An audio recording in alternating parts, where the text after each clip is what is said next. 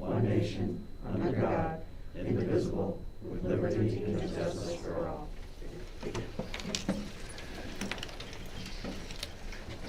Okay, item number 2 is approval of agenda. Can I have a motion to approve the agenda? So moved. Yes, second. And so, do we have to do that, Yeah. roll call as well? Okay, so we have a motion by Missy and second by Lindsay to approve the agenda. All in favor? Aye. Aye. Aye. Is that everybody? Okay, it's unanimous. And, About more. Maura? I'm sorry, I said aye. Okay. So that's unanimous by the board. Item number 3 is public comment at the beginning of the meeting. The comments should refer to items that are on the agenda. Is there anyone that would like to speak? Yes. Please state your name. Carl Stout, Durham. We wanted to go to the microphone. Do you mind going to the No, microphone, sir? not Thank at all, you. whatever works. It'll help pick up the audio for the. Well, that's what I like to speak to, too.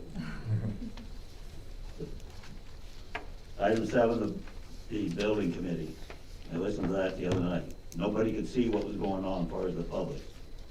So I'd like to see a standard setup for these meetings so that the public can watch and hear and speak. Like the public can't speak tonight unless they're here. We really need to get this standardized. But, all right, I jumped the gun on that. But as far as the building committee, the field house. I'm surprised, but I'm not surprised it's coming up now, because it's a want, a real want. I understand that. It would be convenient to have it next to the field. But to add fixed costs to a budget that's already overblown, as far as I'm concerned, as far as the per pupil costs in this district, to add some more fixed costs to the budget, I think is going way overboard. You got some nice facilities right here, right close to the field that can be used. The town has the corn school, there's excess space here, there's storage to be had. To put up another building and make more excess space, I just can't see it. You got John Lyman to deal with. This is bad timing, very bad timing as far as this field house. I don't care whether you call it field house, storage, the objective is to eventually make a field house out of it. Thank you.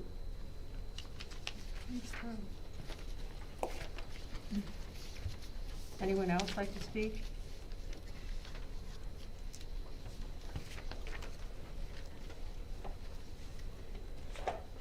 My name's Josh Ettinger. I'm from Durham. So I'm also here to talk to you about the, I guess, field house, but let's not kid ourselves. That's not the thing that's being talked about at the building committee. I think it's worth, and I gave a preview of this talk to some of the building committee members because I also listened in on that talk. But I do think that I sort of did myself a disservice in not explaining more of the background of that facility. And so I want to take a moment, if you'll let me, to at least give a little history on sort of how we arrived at what we have outside at the track and field. Okay, if I can just. Yep, I'll keep it Within within 3 3. You minutes. cut me off, and then I'll Yeah. sit down. Okay. And so back in 2009, the plans for the track renovation and the turf field and a field house and athletic lights were all proposed. That was approved by the planning and zoning, but a neighbor who was near the field appealed that decision.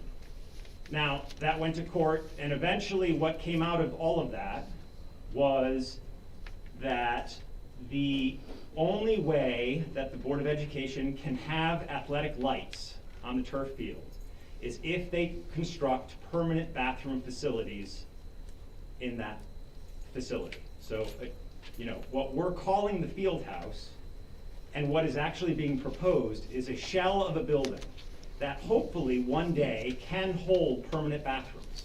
I don't think we need a field house. I think that's right. But I do think that we need permanent bathroom facilities next to that track and field.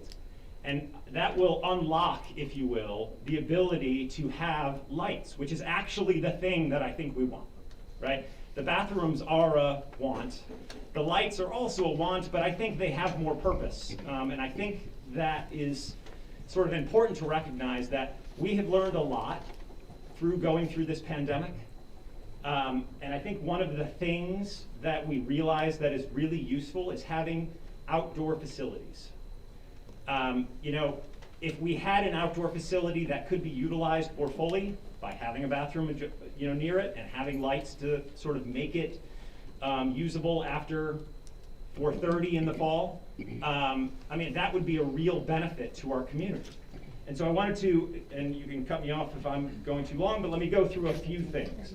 So, you know, I did some thinking, and I wanted to go through, like, well, why is that an important thing for our community? Why is having the lights and the bathrooms an important thing? I don't believe it's truly just a want. I think that one of the things it will do is it will enhance the athletics for RSD13. You know, you guys put the motto on every agenda that through an engaged and authentic learning, all regional school district 13 students are empowered to thrive and contribute as global Excuse me a citizens. second. You're at a good point. If you would like, at the end, when the meeting is almost over, you can come back with the why. I think you'll fit that in within the 3 minutes. That's because fine. your I can 3 minutes wait. are up. It's a perfect place to stop. Thank you. Is there anyone else? Is there anyone else? Okay, we're gonna move on to item number 4. I don't have anyone online calling me. We usually don't. No. We don't do the online. We have our reporters, Nora, Logan, and Rebecca. Good evening, everyone. My name is Nora O'Connell, and I'm a senior here at Coggin-Chog. And I'm just going to be giving a general update on Coggin-Chog student life. So, on January 25th, the 8th graders are coming up for an elective fair. Chamber choir will be performing, and other clubs will be showing off their talents, such as the foods class, which will be cooking something, I believe. This Friday, Global Health class is hosting a PJ Day to benefit healthcare in Honduras. Students are preparing for midterm exams currently, as the semester will be wrapping up on January 19th. Exams will take place next Thursday, Friday, and the following Monday and Tuesday. And we had our first snow day of the year this past Friday. And overall things here at Coggin-Chog are going really well. And thank you, and have a good evening. Thank you. Can you just tell me the date on that again for the 8th grade coming up? January 25th. 25th? Yeah. Thank you. Hi, I'm Rebecca Tobin. I'm also a senior at Coggin-Chog High School. I'm in charge of music updates. To go off of what Nora was talking about, when the 8th graders come up on the 25th, the last day of midterms, chamber choir is going to sing, I believe jazz combo or jazz band, but I think it's just jazz combo is going to perform for them to show them what the music department is like here. Unfortunately, our show choir and jazz band concert was postponed, but that's okay because it'll be in the spring, and we're going to try to find an outdoor venue where it's nice and the community can join and watch and picnic and have fun. I think it'll be a great experience. We did something similar last year. Date to be determined. One more thing. The musical is starting. It's called Emma, the pop musical. We have rehearsals starting next week. They take place Monday, Tuesday, Thursday, I believe. The cast is up in the hallway if you walk by it. We're really excited because we haven't had a show in 2 years. So it'll be a great experience. I'm very excited. And yeah, music department's doing really well. We're prepping for spring when we can have everything happening again. Thank you. Great, thank you. Looking forward to the program. Emma. Hi, I'm Logan, and I'll be updating you on sports. So boys basketball is currently 0-4, and although they've had a tough start due to many of the varsity players being quarantined, the team has managed to do well in multiple games, only losing 71-81 against Old Lyme, and most recently 53-60 against Westbrook. So it'll probably look up once those players return. Standout players include senior Jeremy Mangiamelli and junior Jason Penny. And they have an upcoming home game against East Hampton this Friday at 7 p.m. Girls basketball is doing very well. They are currently 4-1. This past Saturday, they had a blowout game against Westbrook, winning 54-28. Junior Mia Paternicki was recognized as a top player this week by the Hartford Courant for scoring 21 out of the 58 points at that game. Wow. They have an away game against Hale Ray that started about an hour ago today. And the Lyman Hall Coggins co-op swimming team have been doing well, and they have a meeting against the North Haven co-op team tomorrow at 4 p.m. The boys indoor track team narrowly lost to HK at the first Shoreline League meet, scoring 75.5 points to HK's 83, and that places us second out of 12 teams in the Shoreline Conference. And then we tied fourth out of 20 teams with Hale Ray at the HK Invitational this past Monday with 46 points, with multiple athletes winning medals in their events. Junior Ryan Newberry, senior Elliot Hastings, junior Gage Rebelli, and senior Will Dallas are 1 second off qualifying the SMR relay team for nationals, which hasn't been done in a long time. Nice. Yeah, and then the second Shoreline League meet is scheduled for tomorrow at 5 p.m. The girls indoor track team also came in second at the first league meet, scoring 78 points, and they lost to Old Saybrook. And then they also came in fourth at the HK Invitational with 56 points, so similar performances across the two teams. And sophomore Allison Vigu broke this indoor school record for pole vault, jumping 10 feet and 1 inch. And she also beat the meet record at that same meet, and it's like a very competitive meet, so it was very impressive. And just to put it in context, the second place athlete jumped 7 feet. Wow. So yeah, she blew out of the park. Wow. And she's a sophomore, right? Yeah, that's the crazy part.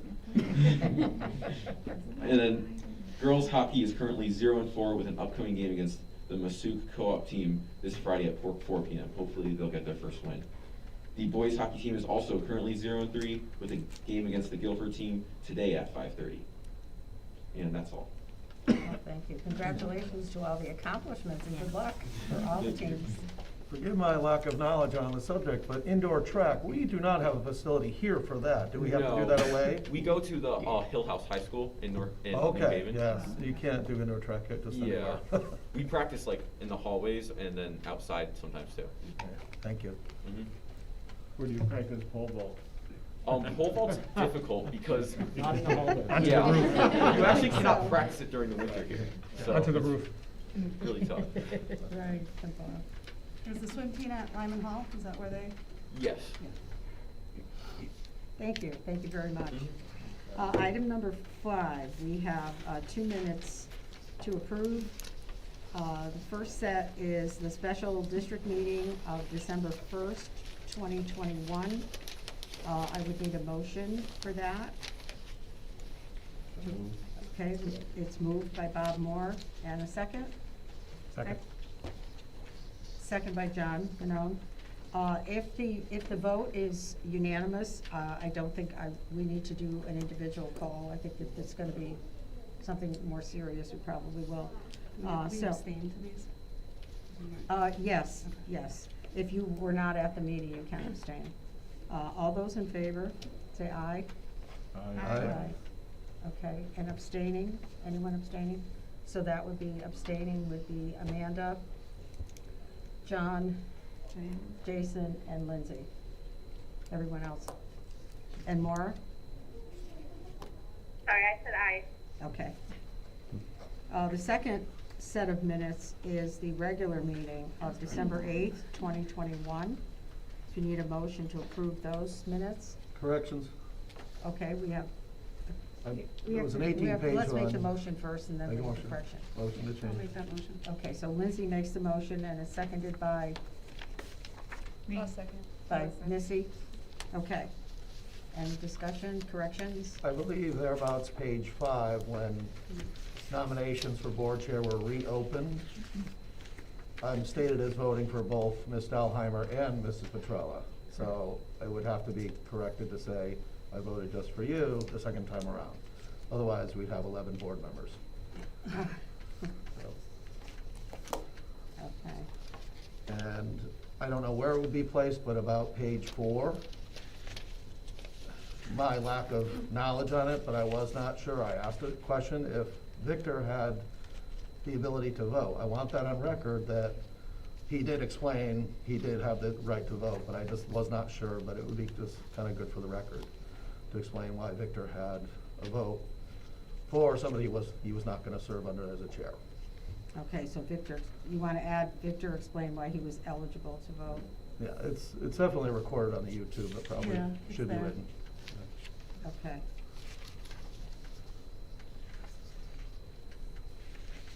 So do we have a motion to approve the minutes as amended? I believe we have to have a second motion to approve the minutes as amended. I'll make that Or do we motion. just approve the minutes as amended? I'm not sure. Usually with minutes, if they're minor just- corrections, I think you we can do just them. approve them Because as this is. is a little Okay, bit with more the corrections. substantial, I would go ahead and amend the motion. Okay. So do we have an amendment on the first motion to approve the minutes as amended? I'll make that. Okay, Lindsay, so we have a second motion to approve, to amend the first motion to approve the minutes of the December 8th, 2021 meeting as amended, and a second for that one Second. is Jason. All those in favor? Aye. Aye. Aye. Maura? I abstain. Aye.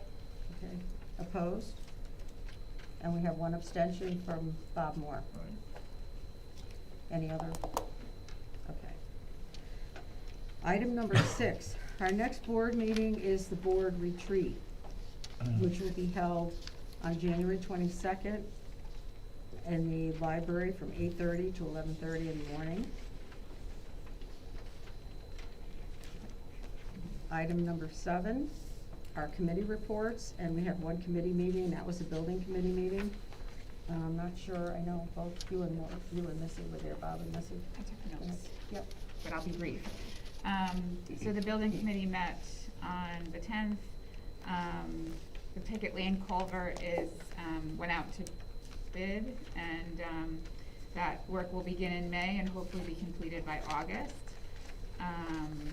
And Memorial School roof, which will come up a little later in the agenda, that also went out to bid, and we're expected to get 55% state reimbursement for that. That also will be done over the summer of 2022. We did also talk about the field house a little bit. We need a little bit more information before we kind of go through with discussion on that. The last quote that we have is from March of 2020, right before COVID. So we're expecting that it's not completely accurate. But at this point, we are looking at covering the slab that's out there, and then perhaps the booster clubs might want to put money in to get the bathrooms and things like that. But really, we're just going to go out and get some more bids, or not bids, but get some more figures before we decide if we want to go through it. And then it would be brought to the board? And then it will be brought to the, well, it'll go back to the building committee to discuss, and then it'll be brought to the full board before anything happens, obviously. Okay. Bob, did you want to add anything? No, if I can put out a program of what people's responsibilities were. Darren Overton is on the committee, we'll get a numerized quote. Kim's gonna get some costs from utility services on the site, and I'm gonna see if the booster clubs are still wanna participate. Mhm. They had proposed $35,000 in 2019. I'm not sure that because of lack of durable repair, they may not have the money to contribute again, so we'll find out if they're still interested. Thank you. Kim did a great job of organizing all the roles and where everything was Thank going. you. Did a nice job. Thank you. Can I add just a little bit on about the culvert and the Memorial School replacement? And the only reason I want to elaborate on that is because we do have a potential vote coming up under new business about that. And I just wanted to state that we did provide the building committee with the results of the RFP. We went out and we had bids that ranged from $760,000 high to $394,000 low. So we did vet that, and we will, the building committee voted to recommend the full board award that bid to that bidder. So when we get down under new business, I just wanted to put that in there so that it doesn't come up as a surprise. Okay. Item number 8 is communications. Communications are generally letters that we receive outside of the board meeting. We do not read the full letters into the board meeting as a general thing, we just kind of summarize. So I have a bunch of communications. First of all, I received a letter from Marie Hoyd with regard to offering of a baby grand piano to the school district if they wanted it. The letter was sent to the high school music department and the principals. I believe I sent a copy to you as well. There was another letter that was received from Cindy Felicia Kenyon, which was sent to all the board members. It was a communication from parents to administration to establish, it was about communication from parents to administration to establish a protocol, especially when it comes to inquiries from concerned parents regarding threats of violence onto our schools and students, and that was referred to Doug, the superintendent. There was another letter from Bob Donahue, which was about his concerns that he has about some board members' activities. I had another letter that was sent to me from Judy Rand, the Middlefield Executive Secretary, regarding Bob Yarmartino's letter of resignation from the board, which was effective January 1st. Another letter sent to me was by Melinda Lauderdale regarding her concerns with the students and teachers returning to school on Monday. This was after the break, with the COVID numbers so high, and that was also referred to our superintendent. There was another letter from Matthew and Joanne Hahn regarding a concern about an inappropriate library book at the middle school. That was referred and handled by Doug and Corey. There was another letter from Mary Ann O'Brien with concerns about in-person meeting on January 5th that we had and the COVID numbers, and I responded to her. A letter sent to me by Donna Golub, who is the town clerk from Middlefield, with some questions about absentee ballots for the upcoming referendum. There was another letter from Janet Morganti regarding comments for public hearing regarding the bond referendum. I shared that at the public hearing on January 5th. And I'm gonna lump the next 3 letters together. I received letters from Jennifer Byro, Brian and Lisa Samanzik, and Teresa Hernandez, and they were all concerned about the lack of synchronous learning for quarantined students. And I believe the superintendent also received a copy. And there was another letter from Michael and Debbie O'Sullivan regarding COVID mitigation strategies and lack of synchronous learning for quarantined students, and that was also handled by Doug. And the last letter was Emily Ott from the Connecticut Examiner, who sent a letter with some questions about the $7.5 million bond that she was going to put into an article. She finished the article and she sent a copy, and she did a good job. Did anyone else receive any communications outside of the ones that I mentioned? No one else?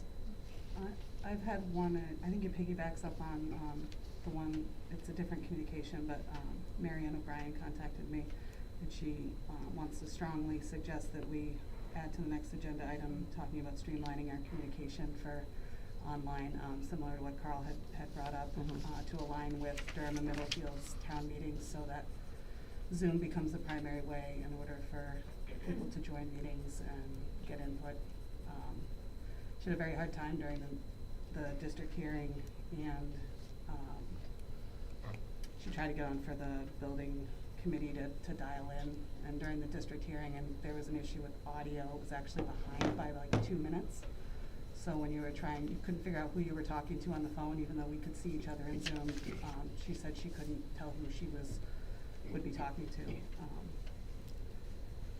So we could think about adding that. Okay. For a discussion. Anyone else? Okay. Item number 9, superintendent's report. Did you have Thank something? you. Yeah, so we're probably going to spend the bulk of our time talking about COVID, which I apologize for up front, but it is kind of what's front and center, not just in our schools, but in our community. But let me say a couple things before we get into that, because that may be a longer discussion. I know that On item 12, the board is going to have a chance to recognize Bob Yamartino, but since this is my time on the agenda, I just wanted to say, especially because he's here with us, but for our viewing audience as well, just what an honor it's been to serve with you. In the year that I've been here, year and change, that we've got to serve together, and how sad it is to see you leave this board. I know you weighed that decision very seriously, along with your decision to step up into the role of First Selectman, something that you obviously didn't seek over the tragic death of Ed Bailey, but I admire you for stepping into that role. Again, probably something you didn't want to do, but you felt called to do. Don't want to put words into your mouth, but and I guess, as sad as I am to see you leave this board, I feel like in your role as First Selectman, you and I will still get to maintain a relationship just because of the work that we do. In fact, I think it was earlier this week or last week, I can't remember because the days all run together, that Bob and Laura Francis and I were able to do our first monthly meeting together, and I look forward to doing those and also working with you offline. And this isn't just about me. I also think on behalf of our staff, our employees, our teachers, everyone, selfishly, you know, you've been one of the biggest supporters of our work in the reimagining. And again, I don't feel like your support for that goes away just because you're in a different role. It's important for our towns to support that work if it's to have any chance of moving forward. And so we may tap you from time to time to, you know, share your thoughts about that, and we'll still invite you to stay connected into that work. The next thing I'm going to mention is just, I'm not going to get into any details, but just to kind of preview 3 topics that I hope we can cover at the retreat. I know 3 hours seems like a long time, but some of these topics can get quite lengthy. One is we'd like to give you the first look at a draft pieces of a strategic plan. It's not a complete strategic plan at this point in time, but there's a lot of work that's been done up to this point by a lot of people. And we'd like to get, you know, your thoughts and reactions to that, and also explain to you kind of how we got to where we've got, and also where we see it maybe going in the future. Also, I believe this is a tradition that long predates me. We will go over some budget items at the retreat. We will not be presenting a budget to you. That happens next month through the budget process, but I do think it's good to maybe get some things out on the table that are big budget drivers, and Kim will do the lion's share of that at the retreat, but we'll do some of that together as well. And then the third item relates to an email that I sent the board. I think it was earlier this week, it may have been last week. Again, the days all run together, but just some thoughts that I've had since I arrived about ways that we might streamline and think about the work that we do with each other, with our public. It's a big shift, as I said in the email, and maybe we're not ready to move to all of that right away or at all, but I would appreciate the opportunity to at least have that conversation with you all. And so if you haven't read that email yet, if you would, and maybe reread it the day of the retreat, the morning of, or maybe the day before. So putting those things aside, the things that I'd prefer to be talking to you about this evening, and let's talk about COVID. I don't think anyone doesn't know at this point that our community, our schools, our state, our nation, our world has seen a surge of cases going back really into December. I don't remember when it was that I learned this name Omicron. Maybe we all wish we hadn't learned that name, but you know, it's created a situation where the case counts are just much higher than we've been accustomed to here in RSD13, and I think that's true again of a lot of our institutions. But it's a little different than when the pandemic started, and you know, I was not here at the start of the pandemic, but I was a superintendent in my previous district and dealt with all the same things that you all dealt with here. And on the front end, there was such a magnitude of fear that, at least in Virginia, and I believe it happened here in Connecticut too, and in a lot of states, we just like canceled the whole school year. And that was like for months. And you know, looking back, maybe that was a little bit of an overreaction. But that's what we did, and then we spent the summer trying to figure everything out, and we put all kinds of plans in place. And then we got to the summer and thought we were kind of behind this. And I was in that camp. Maybe that was just wishful thinking on my part, but that's before we knew what Delta variant was. And thought that we would be starting the school year a lot differently than we did. I say all this to say, I think we're better prepared right now to handle these large cases. I think we know more science. I think we know more epidemiology.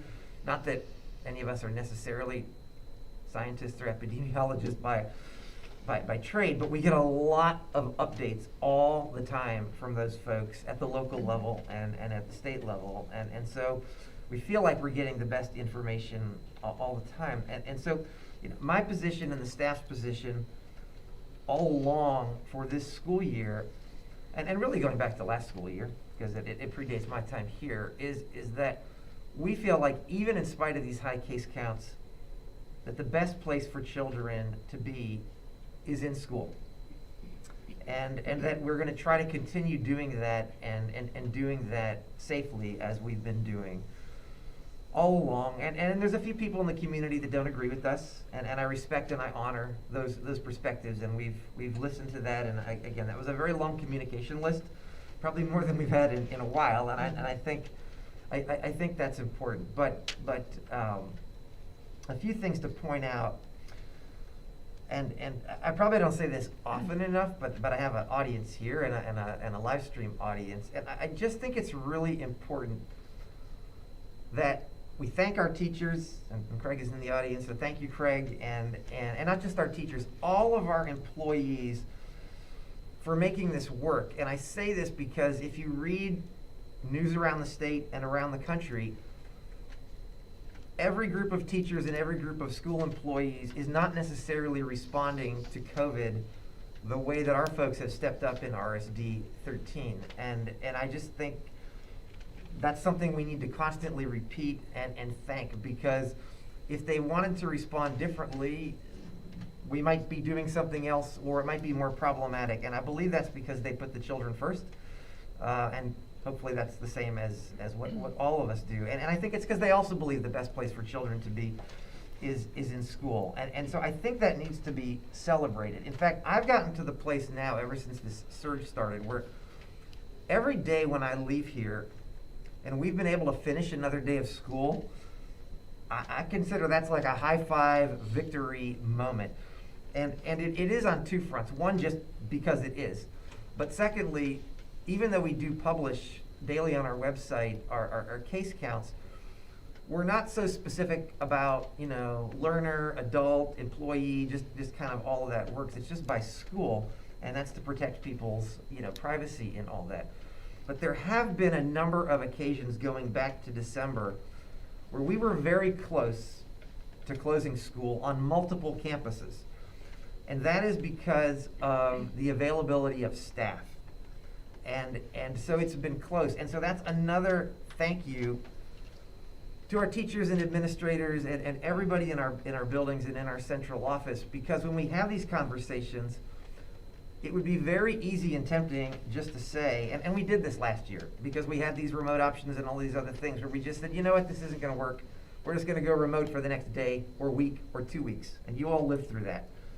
And we don't want to do that if we don't have to. We haven't had to do that yet. So I really just want to make sure that we're thanking the people that are making this happen. And I also say that, as I put out in my communication recently through Parent Square, that our success up to this point does not guarantee that we won't reach a point where one or more of our schools will have to close. We will do that if we have to. We need to have enough adults in a building to safely open. The other thing, quite frankly, that is saving us in this moment is that we're in a time window right now where we have some recent graduates who are in college and who have made themselves available to substitute. Because the problem isn't just when we have staff that test positive and have to be quarantined, but it's having available substitutes to come in and qualified available substitutes.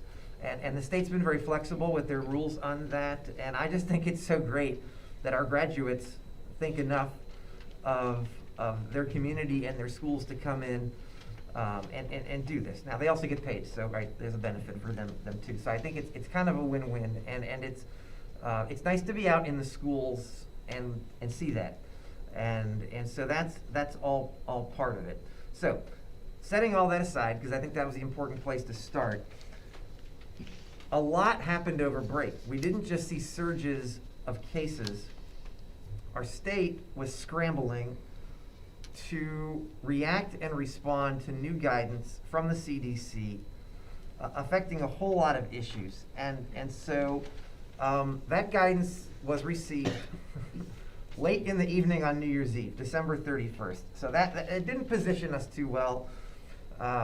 So, you know, I did a video the next day with no details at all, and then we followed that, I think the following day or two, with the details that we did have. But I think, to be fair to our parents, to our families, to our learners, to our employees, to all of you, it's a lot to take in when it comes that quickly. And sure, we can put the information out, but people don't always respond to that quickly, and they don't always agree with the new guidance from the state that we're following. But I think it's important, since this is our first time to talk about that we unpack that a little bit and see if you all have any questions. So I'm going to utilize Jen and Kevin and Corey in this space because they can speak to this a little bit better. Plus, you're probably already tired of listening to me about this at this point. So I'm going to ask Jen to kick things off by talking about the quarantine guidelines, which have been reduced for schools, and as of a day or two ago, also relating to athletics, which I think is a big deal. And so she's going to talk about that, and she's also going to talk about what has changed with contact tracing, because I think it's important for you all to understand why that's happening and how that's happening. Then I'm going to ask Kevin to talk about the COVID tests that the state has made available to us, and also the N95 masks, which I'm starting to wear now. It's not the most comfortable thing in the world, but it is safer. So and I see that some of you are doing that too. Some of you want some. We can get them for you. And then at the end, Corey's going to talk about how we've been supporting learning away from school, because we had some inquiries from some families about that, and some suggestions. Before I turn it over to Jen to kick things off, and again, since Bob is here, I want to take an opportunity to thank Bob and Laura Francis and their teams at the towns, because, and this is not a bash of Governor Lamont or anybody at the state. They're doing their jobs as best they can, I believe. But you know, when you put an announcement out and say, when we return to school, we're going to have all these masks and all these tests available, and then they're not actually here, that breeds a little bit of concern within a community that may just listen to that press release and then look to us for, like, where is all this stuff, and kind of what's the plan. And some of you had reached out, and we'd done that. So what I want to say is, first of all, the N95 masks that we have, we did not get from the state. We got them from the towns of Middlefield and the town of Durham. And so it's been a partnership, and thank you for that. The other thing is, the towns actually reached out to us over the weekend to see if we'd gotten our tests, and we hadn't. And they offered some of their allocation, which they'd kind of been encouraged to do, maybe, by the state, who knew that we hadn't got our other shipment. But regardless of whether they'd been encouraged or asked, knowing that they had citizens that wanted these tests too, they offered them up to us and made them available. And thankfully, we were able to give them all back to the towns, because we had adequate numbers, we felt, in our allocation. So, and Kevin, I hope I didn't steal too much of what you were going to say in that space, but I think it's important for me and us to thank the people that provided that. So Jen, if you would start on contact tracing and quarantine requirements. Contact tracing and quarantine, left the fun details to me, thanks Doug. And I am going to be brief, because I prefer to field questions rather than go over all the documents that we shared with all of you and families, because what I've found is, some of the documents are very confusing, and, you know, as Doug said, they came at us very rapidly, starting New Year's Eve, and we've had to read them and reread them and, several times, and update our protocols based on new information.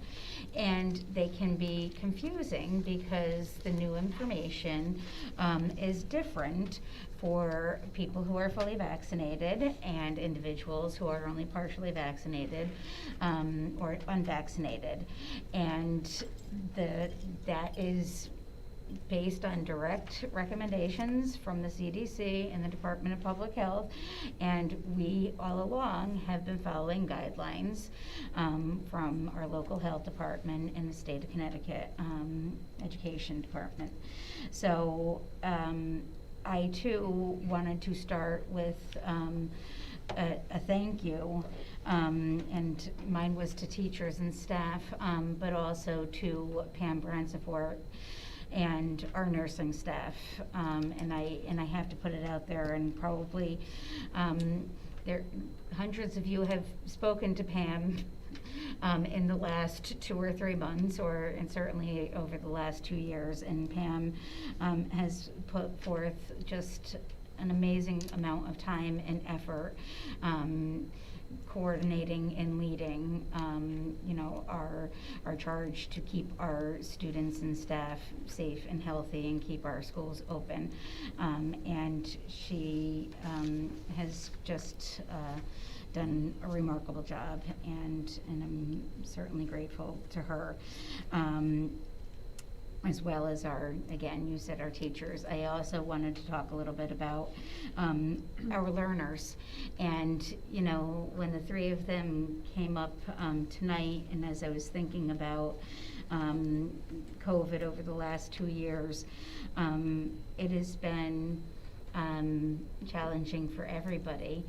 But the resiliency and flexibility and spirit of our learners to just keep on getting up and coming back every day, or showing up, whether it was online or via, you know, getting their assignments via Google Classroom. I can't say enough about the spirit of our students and how they just continue to rise to the occasion during this pandemic.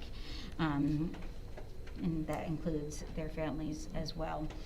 The CDC has recommended that we discontinue contact tracing in school, and that's contact tracing, not keeping track of positive cases.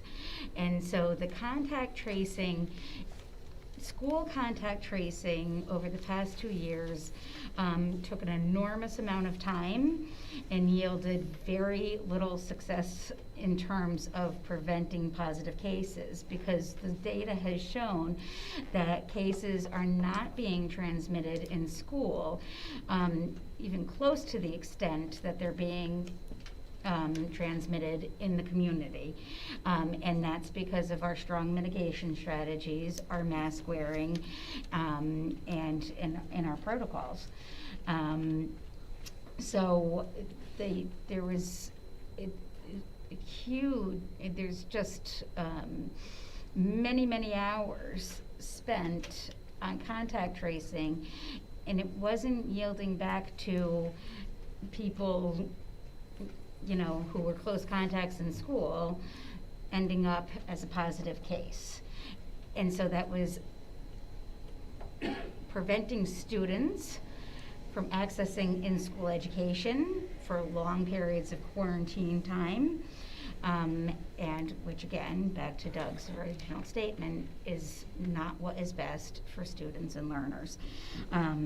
So that is one of their push to change the contact tracing in the schools. And I think that anybody who had been doing that for 2 years was in full agreement, and it just didn't make any sense. Now, Unfortunately, Omicron comes in at the same exact time as the new protocols or the new recommendations. And so there's a little bit of overlap there, and I have to tell you that if we were to try to contact trace over the course of these last 3 or 4 weeks, that is all any of our administrators and nurses would be doing, because the increase of cases is significant. And I have those numbers if you want them, but just so you know, the significance of it would have prevented us from adequately contact tracing without doing it for, it just wouldn't be able to, it wouldn't have been feasible. So it worked. I think it was the contact tracing. We are tracking numbers, as I said, and the difference between the elementary school and the high school and middle school is that in elementary school we are sending out parent square notifications if there's been a positive case in a student's classroom to all classroom parents. We are at the middle school and high school level and every level, we are continuing to update the overall numbers and totals of positive cases reported in the day on our website. Trying to think, what was the contact tracing? Quarantine? The quarantine. So, quarantine differences between so we started screen and stay, I believe, halfway through the fall. And screen and stay essentially was if you are not, if you don't have symptoms, you can come to school. And then now there is no more screen and stay because it is enveloped it's baked right into the new quarantine guidelines, and they've lessened from 10 to 14 days down to 5 days. So if you are close contact of an individual in the school environment during the school day, you do not need to quarantine if you are asymptomatic, and that's for everybody. If you have symptoms, now I'm getting myself confused, right? This is why I didn't want to get into the details. We're down to a 5-day quarantine for individuals with symptoms, and testing recommended on the 5th day. Not required for a return to school, but symptom-free to return to school on the 6th day. That is if you have symptoms for anybody who has been vaccinated or unvaccinated. Asymptomatic individuals, oh my God, who if in now I have to contact read with it someone down. that was positive. What's that? Yeah. If you were in Yes. contact with someone that was positive, but you're asymptomatic. And it's outside of school, and you're not vaccinated, you do have to quarantine for 5 days, even if you're asymptomatic. If it's in the classroom, you do not have to quarantine even if you're not vaccinated. So the big difference is the amount of time, it's the 5 days, and the presence of symptoms. I'm gonna stop there because it will be much easier to explain if there are questions. And if I could add, I think I said this before, but I think it's important because this is very recent. Yes. And so the Department of Public Health and the CIAC That came out yesterday. just yesterday have now said that the quarantine guidance for athletics is going to mirror what Jen just described. So that the overall message here is that the long 14-day, 10-day quarantine periods seem to be a thing of the past. Again, that doesn't mean everyone's in love with that, because some people feel like this makes our schools more vulnerable to the spread. But on the theme that I started with, that Jen picked up on, we want to keep children in school. I think a lot of the frustrations and complaints that we've experienced going back to, a year ago or longer, there seems to be a recognition also that children need to be in school, and that some of these extended quarantine periods based on the science now were overkill. And the difference to the CIAC for right now, because there's still some discussion on that, and we spoke with our local health director, is that students who are unvaccinated must quarantine for the 5 days. It's not a stay, it's not a, Right, 'cause that's even still if they're considered like an asymptomatic. an It's still out-of-school considered experience. out of Yep. school as of this moment. Right. There's been some discussion on that today, but as of this moment, our local health director has said it's still an out-of-school event. Go So why ahead. don't we stop there and see Yeah, if there's any questions. questions on those topics? The one thing I can't get clarification on, so a child who's, because it seems like everyone over the holidays got sick, so a child who was previously unvaccinated, got COVID, but now is still considered unvaccinated, or are we considering them vaccinated? Okay. Because of So quarantine? they're still unvaccinated because they didn't get the vaccination, but they've But gotten COVID, so for 90 days, So about 90 days. they do not have to quarantine unless they're symptomatic. Okay. Are we requiring anything from the parents, like a PCR or? No, Okay. no, and actually, that's a good question too. We are not requiring any testing to come back to school as long as individuals are asymptomatic, because testing, if you've had COVID, you can test positive for up to 90 days, even being asymptomatic, so So it's there helpful is for the no district test to to send return. the test, but it's not a requirement, right? It is not a requirement. So when you said there's no stay and screen anymore, there kind of is, because if you were exposed at school, you That's still get to exactly go to it. school. Yes. But if you were exposed outside of school and you're not vaccinated, you're still supposed to quarantine. You are, yes, correct. And the other thing is, It's embedded in it, so That, yes, it's embedded you know, in the even if guidelines. you test positive and you quarantine for the 5 days like you're supposed to, you're supposed to wear a mask for 10 days. Absolutely. Even in your home, which Yeah. people are not doing. But I just think that's important to say, because I think, especially with larger families, we're seeing a lot of spread through all of the family because perhaps, they weren't doing that, so. Absolutely. The recommendation is to wear a mask for 10 days everywhere.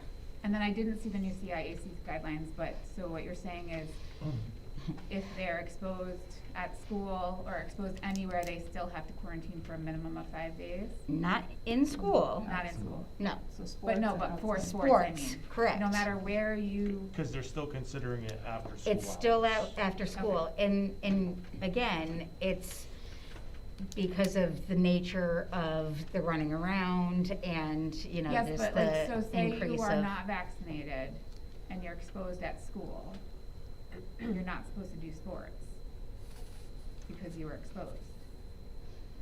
No, If 'cause we- you're 'cause we have exposed in the mitigation classroom, you in the do not, classroom. at school, you do not have to quarantine. What about for sports? If you are exposed at sports, It's you only do. if you're You exposed can at participate. sports.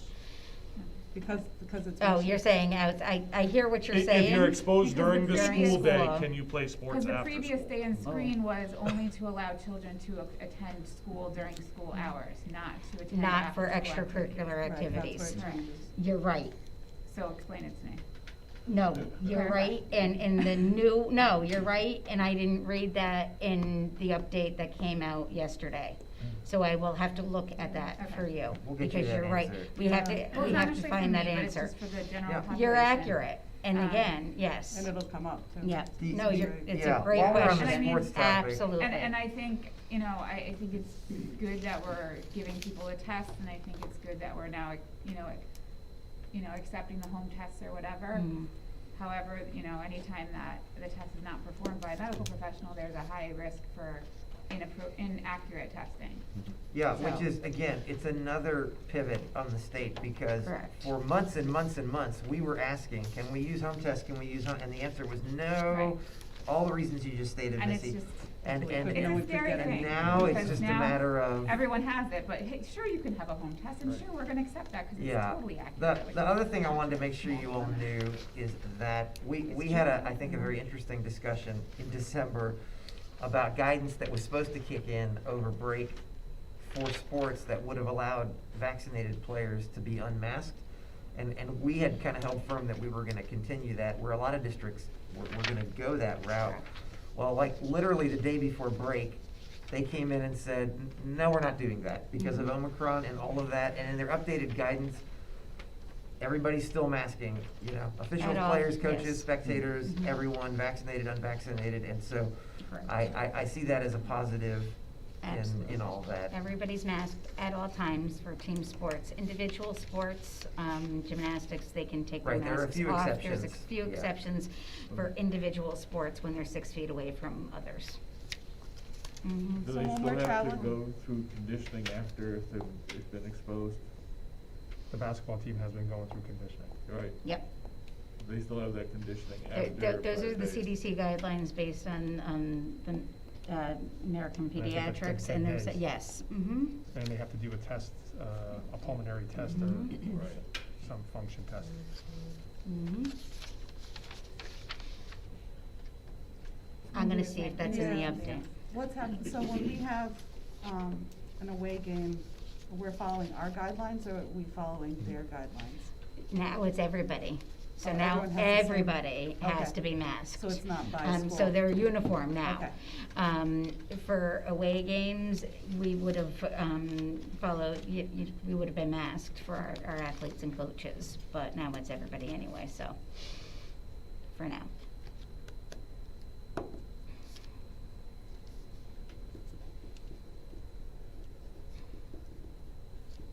Thank you. All right, any other questions for Jen's segment? And we'll go- I talked to Pam at like 9:00 at night over, like right before New Year's, and I'm like, what are you doing? She's like, I She have has to get all of been it done. amazing.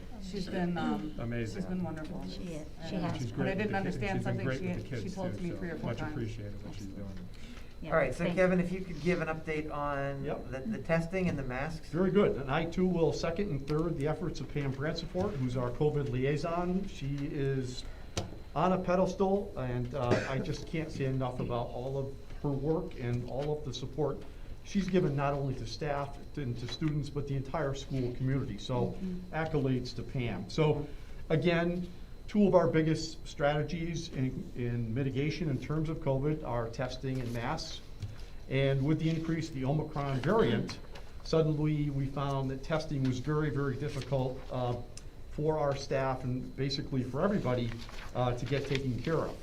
So I think, as Doug alluded to, the state pivoted a little bit in doing a couple things. The first thing they did was we've been basically required to follow Executive Order 13G, which deals with some of our unvaccinated staff members and requiring them to be tested weekly and to show us a negative test.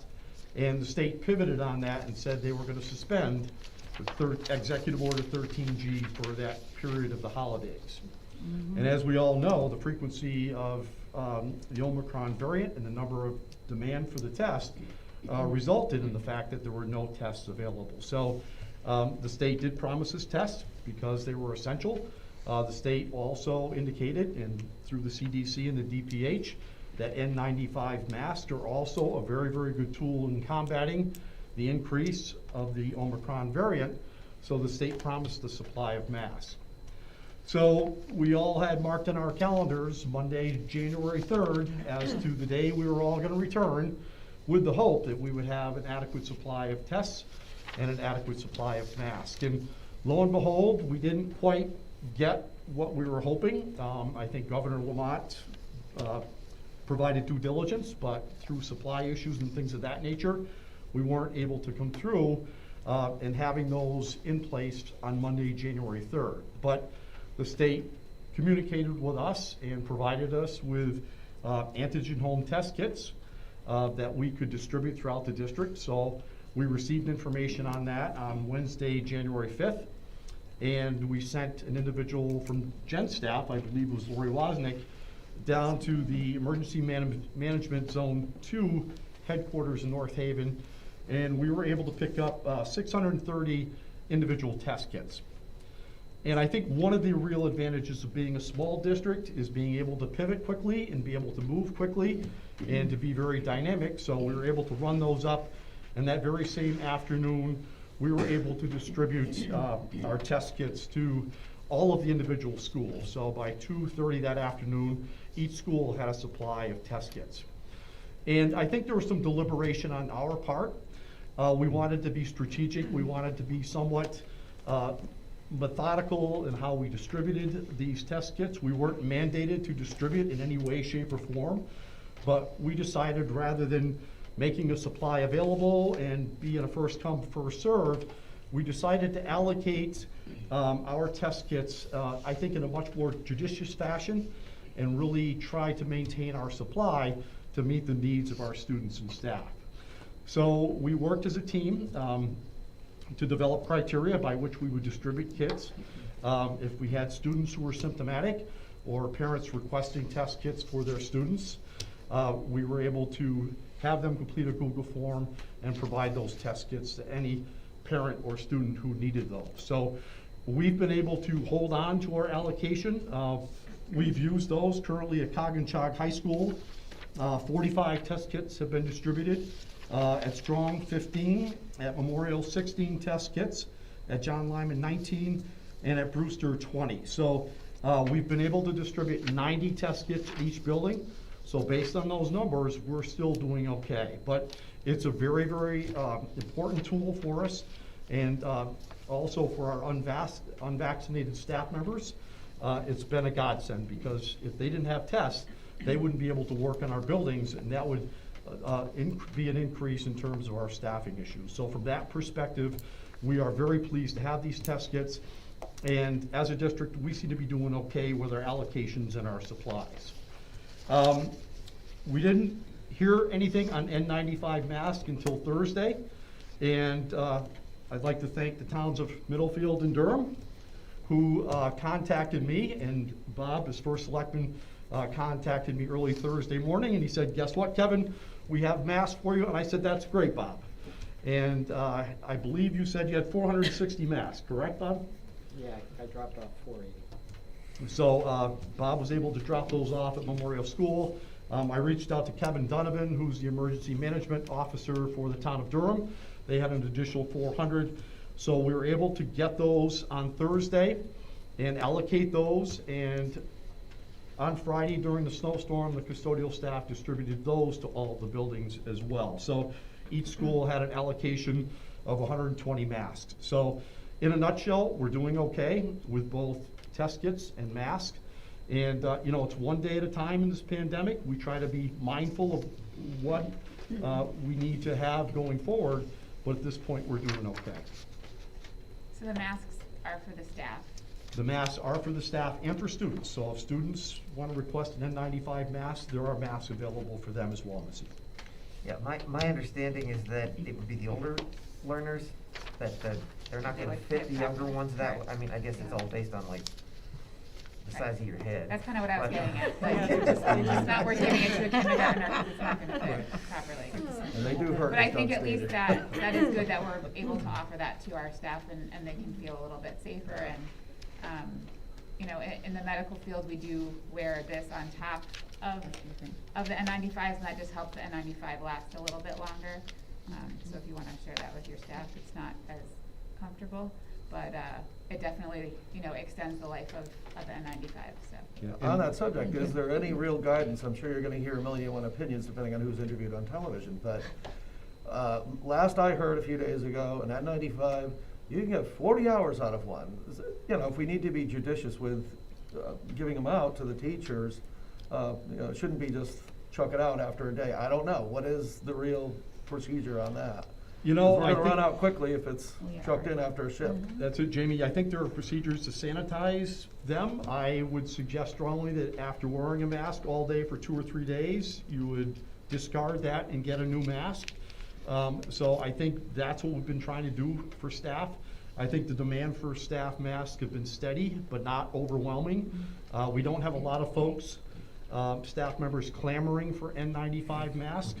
Maybe that comfort piece that Doug alluded to is a factor for that. So we have them available for folks who are requesting those.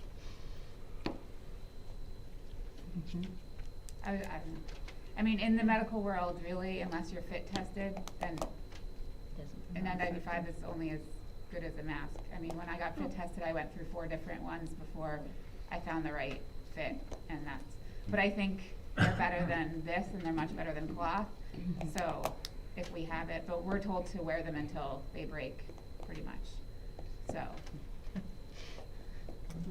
I don't know. Any questions? There's a difference, right? There's a difference between the N95 and the KN95? The KN95 is, it's a Korean made, I believe. It's not, basically it's not recognized in the United States for the same use. Because that's actually originally what most of the fire departments and stuff were getting. Yeah. So, which we weren't actually able to use as N95s because we weren't fitted with them. Missy, I have an answer for you, and I know why I didn't have an answer for you. We're About not what? contact tracing at the middle school and the high school for classes. So we wouldn't tell anybody if they've been exposed in You're talking class. about sports? So this is about sports. Okay. So they wouldn't have to Okay. quarantine from sports because Unless we're they not were- telling them if they've been a close contact. Unless they were exposed outside. Unless they know that they've been exposed, unless they've been told that they've been in close contact. Okay. So that's why it wasn't, I'm like, That's it. yeah, yeah. So if you're told you're close contact, you have to follow the quarantine protocol, yes. But we're not telling middle school and high schoolers if they are individual close contacts from the school day. So it's a moot point. And I know we, had gotten some concern from parents who don't want to share their vaccination status with their children. But if you are in sports, if you are vaccinated and exposed, you can still participate. Correct. If you prove your vaccination. Yes, yeah. Okay. And you're asymptomatic. And you're asymptomatic, correct, yep. But nobody is required to show their vaccination status. Right. Okay. Thank you. But if you're unvaccinated, you can't. Is that the opposite? You If have you to are follow unvaccinated, the protocol. If Yeah. you don't want to share your vaccination status, or if you're unvaccinated or partially vaccinated, you have to follow the protocol. Okay. And that partially vaccinated status changed too, right? Didn't it change to that you, I thought with the CDC it changed so that you had to have the booster as, no? No, the CDC did change that, But but they the changed State it. Department of Public Health Okay. did not. Yeah, so So that. you do that- not need the yeah, booster. that might be coming. Correct. I know, there are colleges and other places I that think are that's now. where my niece is having That are an now issue. requiring the booster to be kind of considered fully vaccinated or even to return. Yes. We want people to be vaccinated, we want people to be boosted, but again, it's an individual family decision but we do have boosters more readily available now for adults and children Yeah.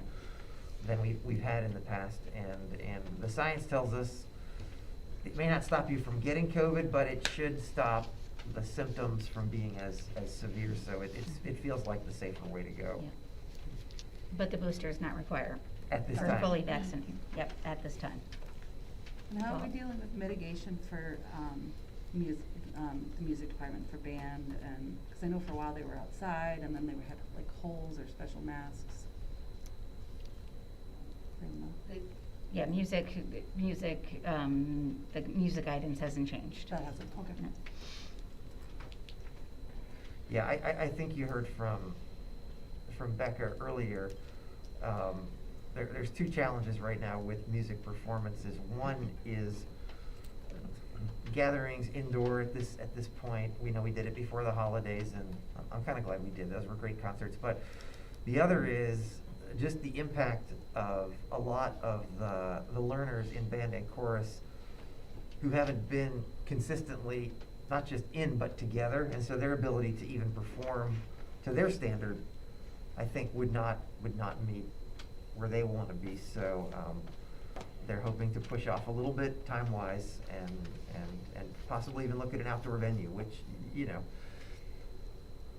When does it get warm around here? I mean, I don't remember it getting warm that. April and July. Yeah. I hope we're not waiting too long. Is Maybe a all I'm week in saying. February, oddly. Early January thaw. It could be 60 one day next So, any other questions for Kevin on the tests or the masks before we move to Corey? Are we and- expected to get any more? Yes. Do we know when? No. So we're just gonna take it one day at a time to see, and And it was based on our size? how that's many? correct. The state allocated masks and test kits based on the size of respective districts. So, hope springs eternal, and we're just gonna keep the faith going forward, and hopefully hear good news in the not-so-distant future. I think we were blessed to remain open. I do think that some of the closures that happened last week, a lot of teachers around the state returned on a Monday, January 3rd, didn't see the N95s in their mailbox and said, oop, I guess nobody's looking out for us, but we were blessed to everybody was okay. We stuck through it, because a number of school districts did close because staff said, no, I don't like this. It's a shame, but it happened. And I think even the second allocation of masks for Durham, the first allocation was the surgical masks, but the second allocation was N95s in the boxes. So some families must have them as well. I don't know how many or who picked up on those days. We gave out masks with the kits. When you gave out the test kits, you were giving out the masks as well? And we have some available. I bet I told Kevin if the school district needs some more, reach out to me and we'll see if we can get them. All right, Corey will take the last part of this. Okay, thank you. I'd like to echo everybody else's gratitude and admiration for our teachers, our administrators, our staff, our nurses, and of course our resilient learners. I mean, none of us have ever been through this, as Doug mentioned, right? We're all navigating this world together and our educational system together. So hats off to everybody. It's just been amazing to watch as well as be a part of it.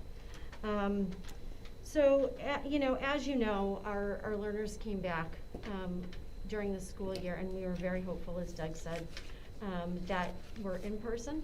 And at the time, there was a 10-day quarantine, so we did put together some educational plans based on those guidelines, knowing that we were not going back to the remote options that we had last year. So just to kind of summarize, what our options were this year for educational plans for our quarantine students. Students were given work that was asynchronized or through hard copies, right? So Google Classroom, iReady, that sort of work. Also, connections to students were important to us. And so at the elementary level and at the middle school level, we have asked teachers to make connections at least 10 minutes a day. Make a connection with your students. And that was discussed and I believe agreed upon. In addition, the high school has potential check-ins by staff. So we have check-ins and then we have asynchronous learning. And that is what we have put in place. Recently we had the surge, and so there were a lot of students who are out, and now the understanding is that it's been decreased, our quarantine time has been decreased, and actually our numbers are down quite a bit. So that is very promising. And that's what we had put in place. I know that there's been some discussion and some suggestions about, perhaps doing a little bit more for our students who are out on quarantine. But for right now, that's what we have as our plan. So I'd like to open it up to the board for any questions or suggestions that you may have. It seemed that a lot of the letters we got were all from the high school parents, I believe. And I think perhaps maybe a lot of them were part of the cohort C last year, I'm assuming. I don't know. Yeah, I don't know. But they were talking about, we did it last year, why couldn't we do it now? From what I had heard last year, sometimes it was hard for the children at home to actually hear what was going on, because in the cohort C for the high school did not have a separate team as they did with the elementary school and the middle school. So I just kind of want that to be on the record, and that it was not as seamless as I think some people may have thought it was. Oh, it was And I not. had heard that from, students and staff alike. And also, I guess, part of my question for them requesting, and I don't know if, Lucy or Doug spoke to those particular parents, I think there was at least 4 of them, but Now that we're not contact tracing at the high school, unless you're symptomatic, there's no reason the child can't be at school. Correct. Is that correct? Correct. Unless they've been exposed outside of school and are not vaccinated. And are not vaccinated. Yeah, I met with a couple of parents on this issue. It's pretty consistent to what you all got in the emails and what I did. But to be fair, that was prior to break, before these quarantine restrictions had been decreased. And so I think we're just seeing, to Corey's point, fewer and fewer cases, and the lengths of them are different. So it feels differently. And so again, I appreciate their perspective. I think the disruption it would cause to try to institute something like that, which I think at our last count today, was it 6? I talked to Matt and Katie today. I think it may be 6 learners at the high school. I was there with you, yeah. That are out on quarantine, and so, I mean, 6 is not. 6 total. Yeah, 6 is not good, but. Out of 400 and something Yes. students. Correct. Exactly, and pretty this is the good. combination of the decrease in the quarantine. Part of it is, by the time they're identified, they're so far into the look-back period that you apply this 5-day quarantine thing, and so I really think the concerns that we've gotten more recently have not been about that. It's about, is 5 days the right number? And they're really questioning the CDC's wisdom in all of this. Again, not my place to agree or disagree with the CDC, but I like that we're keeping more children in school, and I'm not gonna repeat what I said before. We're happy where we are. So yeah, and I do think, to Corey's point too, this still on some level comes down to individual teachers doing what individual teachers should always be doing when learners are absent, and that is doing everything they can in their power to stay connected and to help them stay, up to speed with their studies. And the learner has a responsibility too, and the older they are, more so in that. But, certainly the parents that I've talked to, I've encouraged them to reach out to their teachers, their counselors, and if what we're providing isn't sufficient, to ask for more, because every learner is going to be in a different situation. Some can be just fine, and others are going to need a little bit more support. The other thing I want to say is that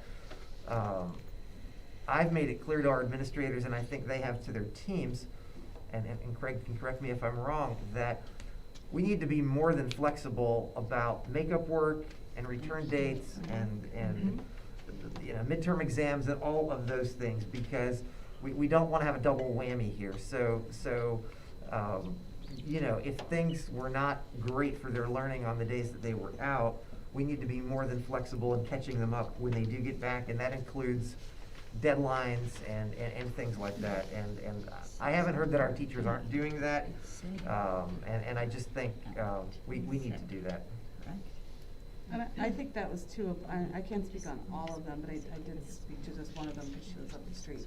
And I think it was a boil over from having been quarantined once, and then they came back, and then they were quarantined again for 10 days. So there was like 20 days where we had a learner that was out, and she just was getting very far behind. So I think they were looking towards the future, and since then, the numbers have come down, and it looks like the numbers come down, and our quarantine days have come down to 5 days. So I'm hoping that maybe would help them. I think that's gonna make a big difference. But I think their frustrations, at least that one family, for me, I understood why they were frustrated, because they thought it was gonna continue. When would this end? Absolutely. When would we have chemistry labs? Why wouldn't we be watching?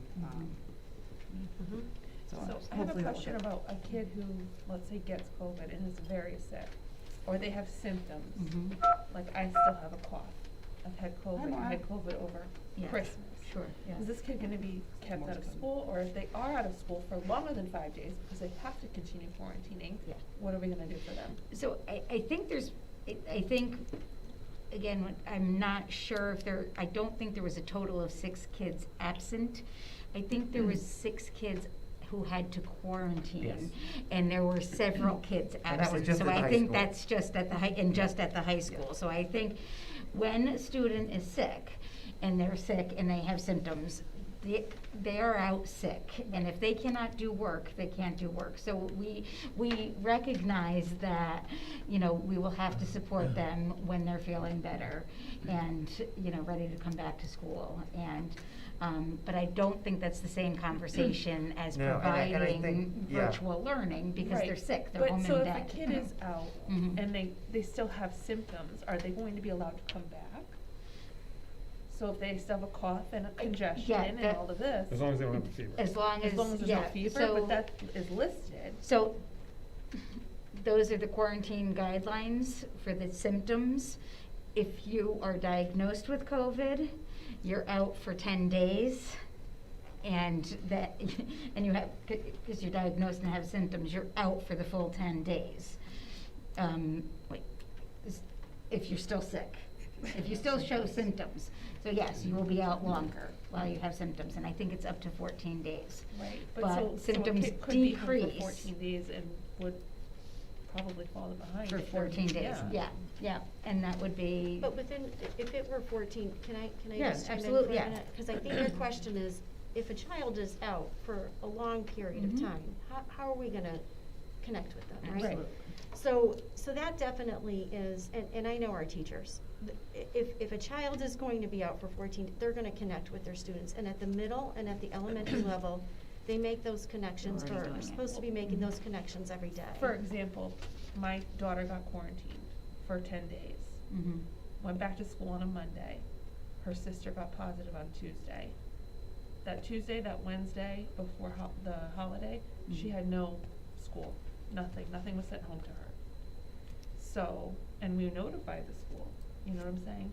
So, it could happen where they are quarantined and they're missing out. It's unfortunate that that happens, but Mhm. that, you know, that doesn't typically happen. Yeah. So as a parent, I would just reach out to the teacher and connect with the teacher and, you know, that's what I would have done. Corey, not knowing what's gonna happen in the future, it's a very fluid situation. Should we happen to need to close because of not available staff and not available substitutes? That happened to my school district 3 days last week. And I felt helpless because, oh no, remote's not an option, we're just closed. Would we still at least be able to have a teacher have an assignment? Students can go on, or will we just close outright if that happens? I think through the, Will it be through added the to the s- calendar? Through the state, Yeah, you have those are some interesting nuanced questions, Jamie. I think one of the things and we'll get into this a little bit when we talk about calendar later, is the state did this complete 180 on remote learning. And again, I don't wanna sound like I'm criticizing the state. It's an election year, But so. I kinda am. You know, they went from saying we had to offer remote learning and basically forced every district to do some things that maybe not, looking back now, we probably wouldn't have chosen to do because we thought we had to. And then this year, they basically said, except in limited circumstances, you really can't or shouldn't. And to your point, and if you do, you can't count that as a day of attendance. Once again, I feel like, again, having only been here a year, I think I've picked up on this pretty quickly. A lot of these rules are not really targeted at districts like ours. There were many districts last year that did not do in-person learning for the majority of the year. And they tend to be some of the larger districts that have different poverty situations, and they really wanted those kids back in. And so in an attempt, I think, to keep those districts from being tempted to go remote, they made these rules for all of us. To the point where, you know, I'm all about building snowmen and all those things, but like, we didn't even have the option to go remote on Friday. And so, you know, what I'm told is that there is a commission that is studying remote learning in Connecticut, and that we're gonna get a report. Now, that report was supposed to have been out months ago, and we still haven't laid eyes on it. So I don't know where that is necessarily going, but to your point, if we had the situation you described, I think we can do a lot to support learning on those days. Now, whether we can count them as school days or not, I don't know, but. Doug, can I add to that? Yeah, go for that. So if that were to happen, right now, there's a form that we're supposed to fill out, should we have to go remote in those situations, and it has to be submitted to the state, and then they have to give us approval or not, whether or not we have to make up that day. Like, it's a big deal right now. So you can't just kind of quickly say, well, we're not, we're gonna go remote. It's, to Doug's point, they did a 180. There was one school district in the news that I guess had an exception to go remote because of the 182 days on their calendar. I didn't You quite have to understand apply- you have to that, fill out but a they were form, though. allowed to, I guess, without getting repercussions from Connecticut State Department of Education. You have to complete a form, you have to submit something. Yeah. But that's because they had 182 That's- days that on their was the reason. calendar, so if we have 181, Hey, guys. the requirement's 180. Ready? Maura, I was gonna ask if you had any questions, Maura. Maura? I'm sorry, guys. Thank you. No, I don't. Okay. Anything else? Again, I know that was a long report. Thank you, staff, for sharing all those details and, It was a long report, but I think it was very, very well needed, because there have been so many questions, and I'm sure there still are more questions. Absolutely. But, this was excellent, very thorough. Thank you. Appreciate it, all your time and effort.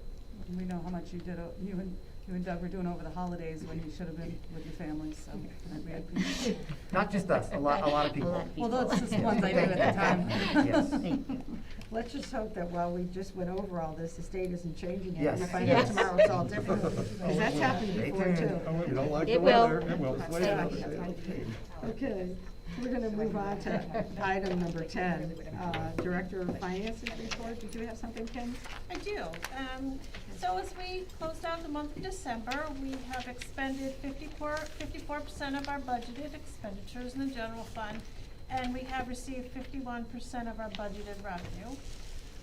MTA, 27% of our budgeted expenses, and we have received 31% of our budgeted revenue. We have completed, or our independent auditors have completed, our 21-22 school year audit. I just received the hard copies today. It was completed without any management letter comments at all, so we are proud of that. It will be presented to the ERC on February 9th at 6 p.m. The audit firm will be here to present it. But prior to that, I will be able to send out electronic copies with the agenda for that meeting, but to all the board members. And then typically, after the presentation to the ERC committee, it then comes to the full board at the following meeting, not another presentation, but just a vote to accept the independent audit report. So if you're interested in that, you'll get copies of that, and you'll also welcome to come to the ERC if you want the details. Building committee, actually, I'm gonna wait until new business. I see that's under there, so that's all I have under my director's report. Okay, any questions? Okay, let's move on to new business. First item under new business is a vote to accept the Merwin Fund donation. I believe that. You want me to give a Yes, short a little explanation back- before we yes, ask for the little motion? background. Mhm. Okay.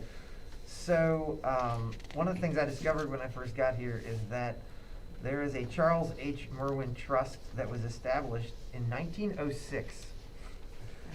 And that trust donates money to the school district every year. And so these trustees met with me prior to January 1st and basically said, how much money do you want and what do you want to spend it on? I mean, that's a dangerous question to ask me or any of us, really.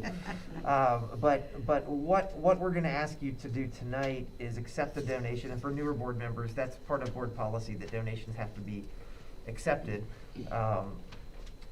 And so $10,000 is the amount. Several of you have been through our reimaginings, and you've heard the term learner-centered education, and especially the board members that were involved in hiring me, because it came out in the interview process.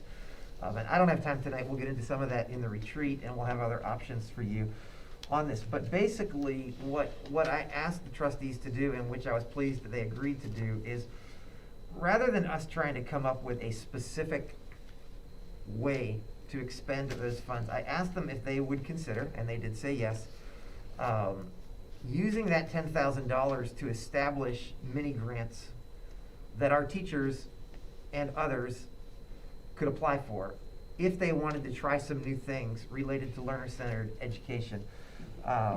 And so we would like to start publicizing that. And this could be an individual teacher, it could be a group of teachers on a grade level or in a department. And there's lots of different ways they could use it. It's $10,000, and it won't be money that we'll be asking for you all in the budget, which is part of one of the provisions. And I think the positive of this, I had a chance to be part of some of this in my last district, is that by doing it this way, we're not really requiring any teachers to jump into any of these innovative practices immediately, even if that's where we as a district see ourselves going. But instead, we're inviting those kind of risk-taker front runners to put some proposals out, and we may not be able to support all of them, because again, it is only $10,000.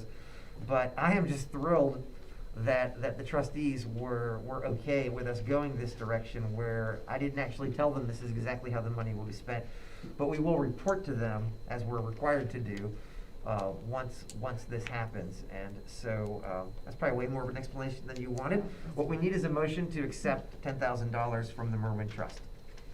I'll make that motion. So, okay, so we have a vote to, motion to accept the Merwin Fund donation in the amount of $10,000 is made by Lindsay and seconded by Bob Moore. Is there any other discussion, thoughts? Question, Yes. when these teachers apply for these grants, who's accepting them? Who's saying you can use that money? Will it come from the There will be a board? team established that I think Corey's volunteered to serve on that team. I'll be part of that team. We'll have some others on there. And there will be criteria established like there would for any grant. I actually had to write that up and share with them, just so they knew it wasn't like, we're just gonna give it to our two favorite teachers or something like that. Mm-hmm. And there'll be a rubric and a process for that. Okay. Any other questions? All those in favor? Just say aye. Aye. Maura? Yep, aye. Okay, opposed? Abstentions? Okay, it was a unanimous vote. Under new business, item B, we have a possible vote to approve the bidder for the memorial roof replacement. I believe Kim.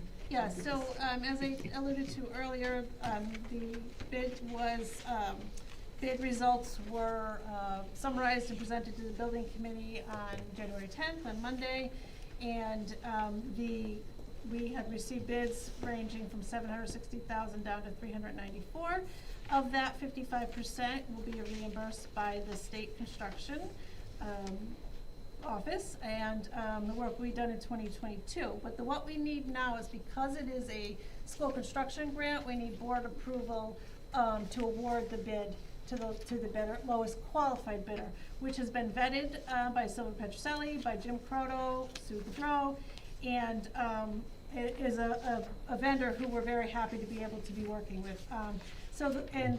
The amount of the bid is, it's $490,000, but there was $96,000 of adults taken out, for a total of $394,000. So if I can have a vote to award the bid for Memorial School roof replacement to Gold Seal Roofing and Sheet Metal Inc. in the amount of $490,000, less $96,000 of alternates, for a total of $394,000. So moved. So moved by Bob Moore and seconded by Me. Missy. Discussion real quick? Any discussion? Yeah. Kim, that's two sections of the roof, right? One over the media center and one part over The CAF. the cafeteria? Yep. And one of them is metal? Correct. Did we get was that RFP part of our packet? Yeah. Oh, cause I'm just looking at what I got and I'm only seeing the Picket Lane one. Yeah, I didn't see it. Yeah, It that might be wasn't. fine. So we didn't distribute the Yeah, I bids, don't think I got it and for we that only either. did the Picket Lane one only because the architect asked us to have you guys look at it. So it's, really done by, we pay Silver Petroselli to vet the bids, and they have the criteria, they have the rubric, checked with references and all that. So it really isn't required to go, if you guys wanted to see the bids going forward, I can certainly do that.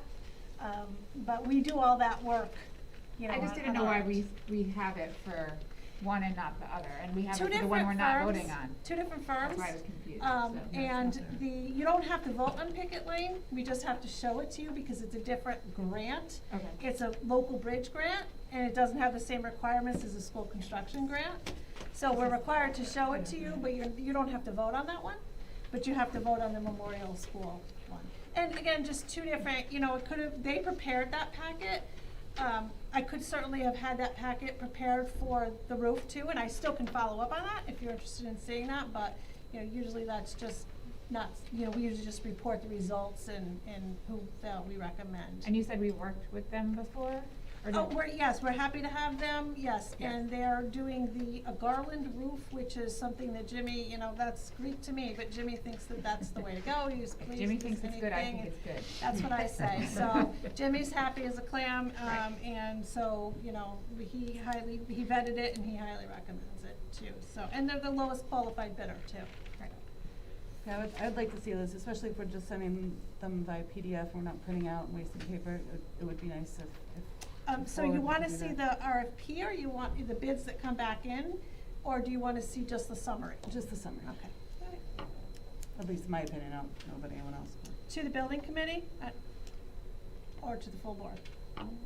I think at least the Send it. building committee, Yeah. I mean, I felt kind of weird vote, even though the building committee technically isn't, like, we vote, but we don't matter. I I'd mean, say the board, just because that's the thing, now we're voting on something we really You haven't haven't even even seen. seen, right, yeah, Regardless if you're on the committee or Right. not, we're the ones making the vote. right. Not a problem. But even like at the meeting the other day, it felt funny voting on it when I hadn't seen it, but I was like, if Jimmy thinks it's good, like, I trust him, so, but yeah, I feel weird voting on something when I haven't actually seen it.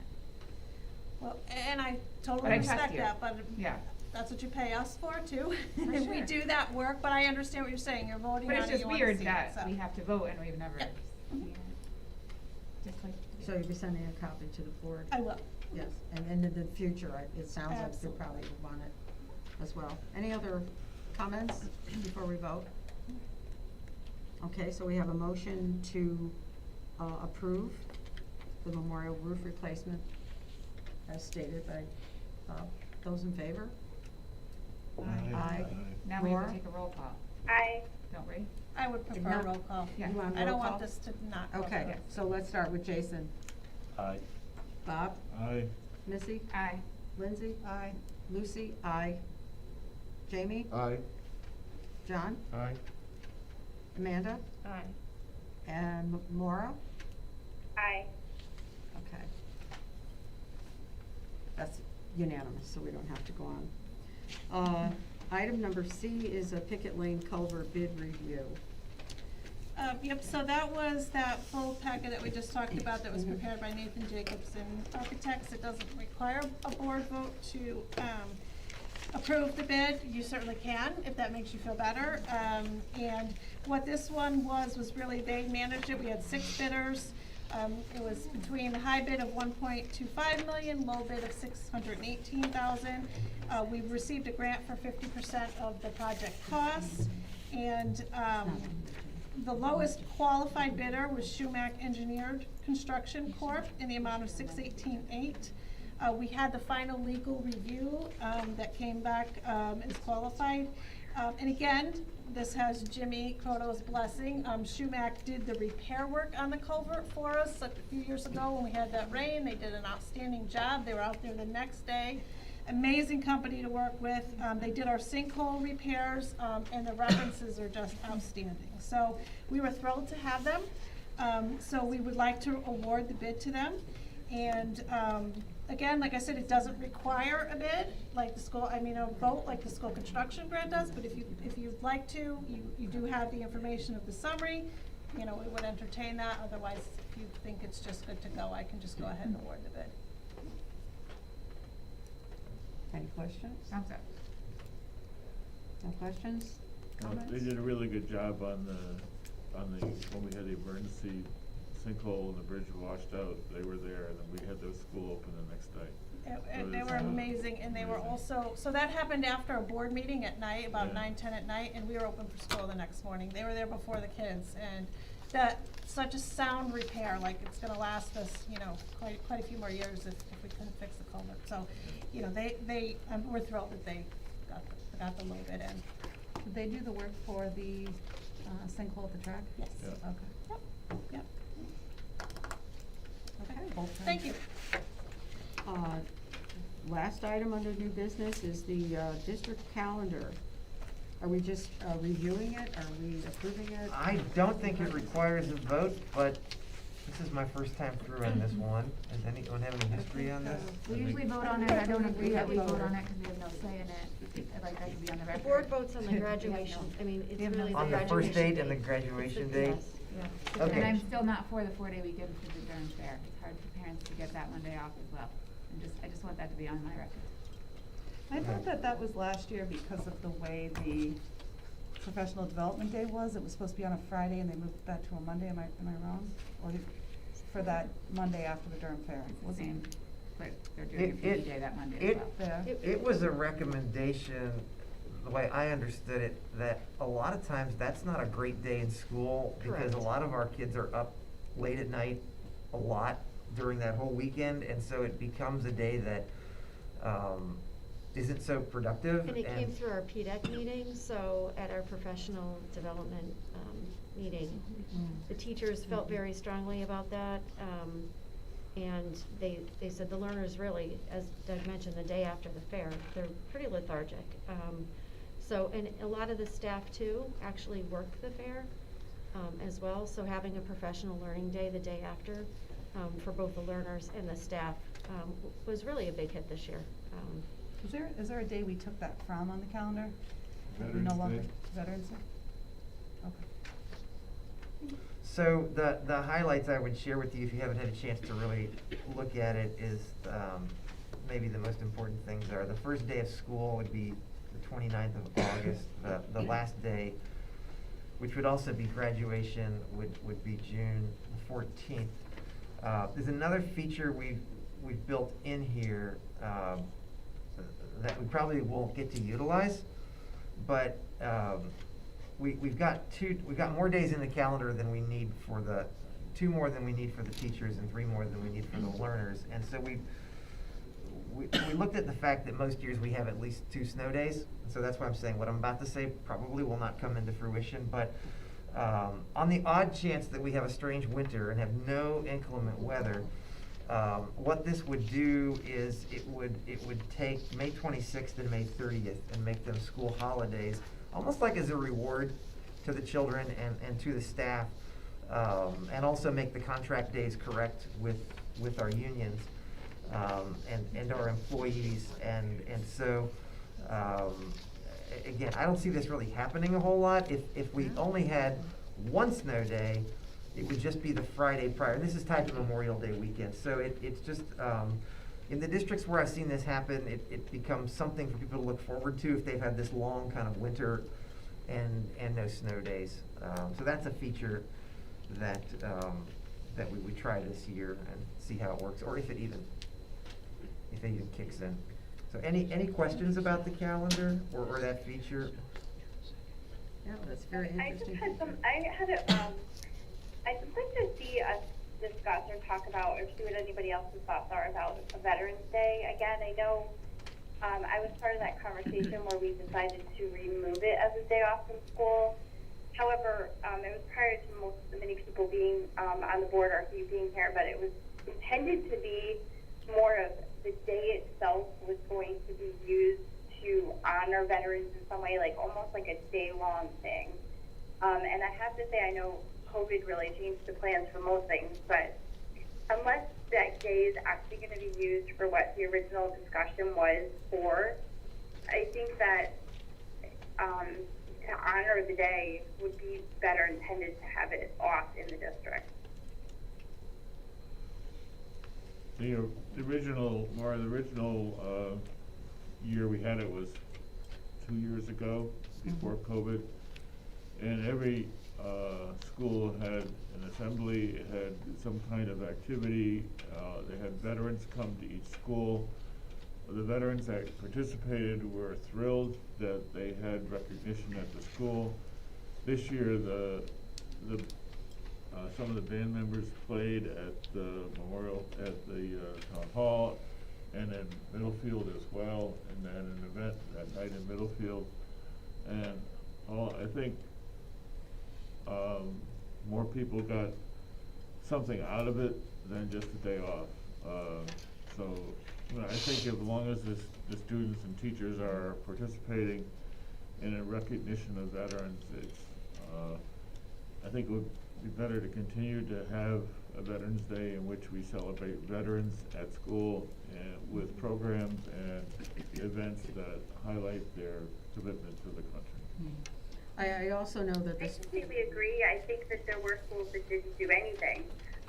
So again, I think that for me, I feel that I'd like to see it be as much of a mandate as we can make it, so that that day is acknowledged for what it's actually for. I agree with you. There are a lot of things that were done within the towns, which normally are done anyway, whether it's on that actual day or not.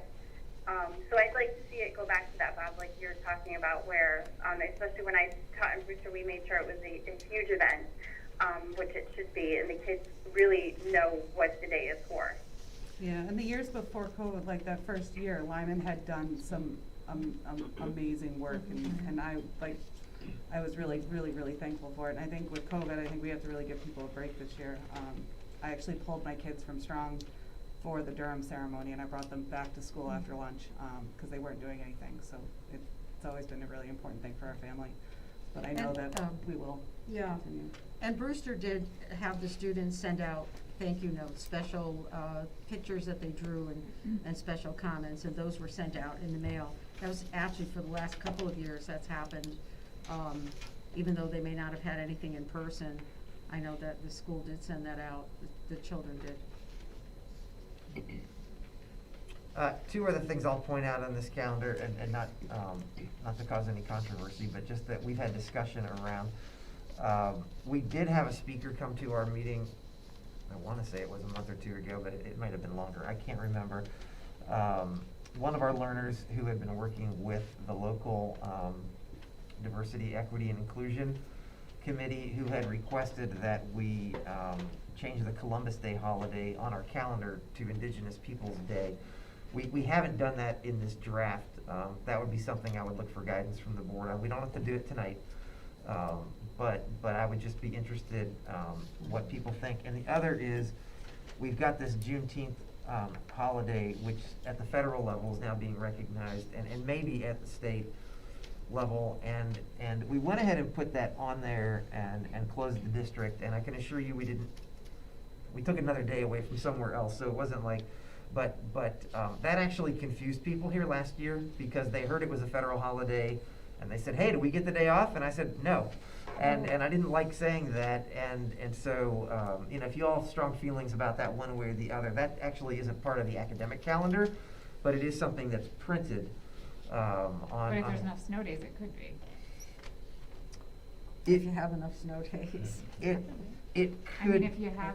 3. Okay, so I'm glad you brought that up, Missy. So I'm gonna operate for this calendar that we're looking at here, not the current year calendar, but the one that's in front of you. That the state is gonna have its report on remote learning, and it is going to authorize us to do remote learning days for inclement weather.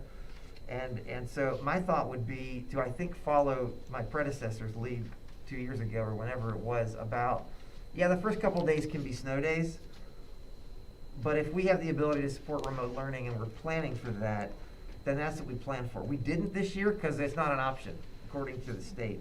But to your point, and we've talked about that as a staff, if we're not allowed to do that and we got a lot of snow, it probably would upset a lot of people that we couldn't go to school on that date. But I mean, these are the things we have to decide. So again, it's not locked in for this evening, but we just wanted to let you know we've been having that discussion because both of those holidays came up as things that we needed to address in one way or the other in the calendar. My suspicion is Connecticut will make it a state holiday at some point, Juneteenth, and we'll be mandated to have it, because that seems to be what the General Assemblies are doing these days, is just mandating as much as they can in these spaces. And so this may get us ahead of that and just be ready for it before we're told we have to do it. I can speak on the Indigenous Peoples Day a little bit, not a lot, but Some states have recognized it in a change to Columbus Day. I'm actually vice chair for Durham's Equity, Diversity, and Inclusion Committee. And we did have an event at the local cemetery for a woman who that's in the cemetery that was outside the bounds. I know that some states have, some states haven't, and I don't think there's been really a clear consensus from that committee. I think it was a student that came and talked, Yes. right? Mm-hmm. So I haven't, that person's not part of that committee. Yeah, she came and spoke to us, but there was also a recent graduate who serves on that committee whose name is escaping me. Patrick or Kevin? It was one of those Yeah, two, yeah. who sent an email Oh, okay. in the fall and asked us to consider that as well. So, I did misspeak. The young lady, I don't know if she's part of that committee or not. She may Yeah, have I don't just think so. done We that don't on really her have, own. we don't have any students on that committee. Okay. But Maybe it- her parents were or something. I don't, there was it some can be- connection there. It can be something that I can have added to an agenda when that committee can meet Okay, again. that'd be great. And if anyone has strong feelings about it, maybe just, shoot me an email or let me know offline, because, again, this is not gonna make or break the calendar per se, but I think we need to let people know what's gonna be happening in those spaces. I just have a general question. At least the last few years, maybe longer, school usually starts on a Wednesday. It starts on a Monday this year. Is It there any- does. I'm not against it, I'm just asking if there's any reason. Yeah, where- it's so that we can finish on the 14th. Nobody likes to plan a graduation for a Friday, knowing what that may do to people's plans. And so it's basically, and it also has to do with where Labor Day kind of falls in all of that. So, again, I don't think we're married to that.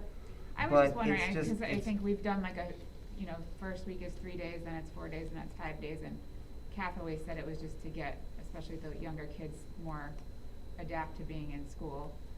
I don't know that has any. You guys know I've bearing. been around in a lot of districts and I've seen it every which way and I think, but to that point, there is an adjustment for young children. I think, what really goons it up is Labor Day, because you just get back and then you have a holiday, and who would really plan to do that? But, my sense of it was, nobody really wants to start more than 1 week before Labor Day.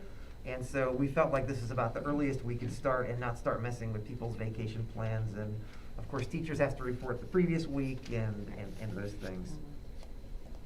I think what happens too is if the school year ends on a Friday, and then you start to have snow days, and this happened, a couple of years ago, I believe. We had to keep, were we gonna have graduation on that Friday, were we not, because of the snow days, and it was very I'm difficult. glad you brought that up, It was Lucy, very and I think difficult. this is a good opportunity to share something that I only learned a couple of months ago from Matt.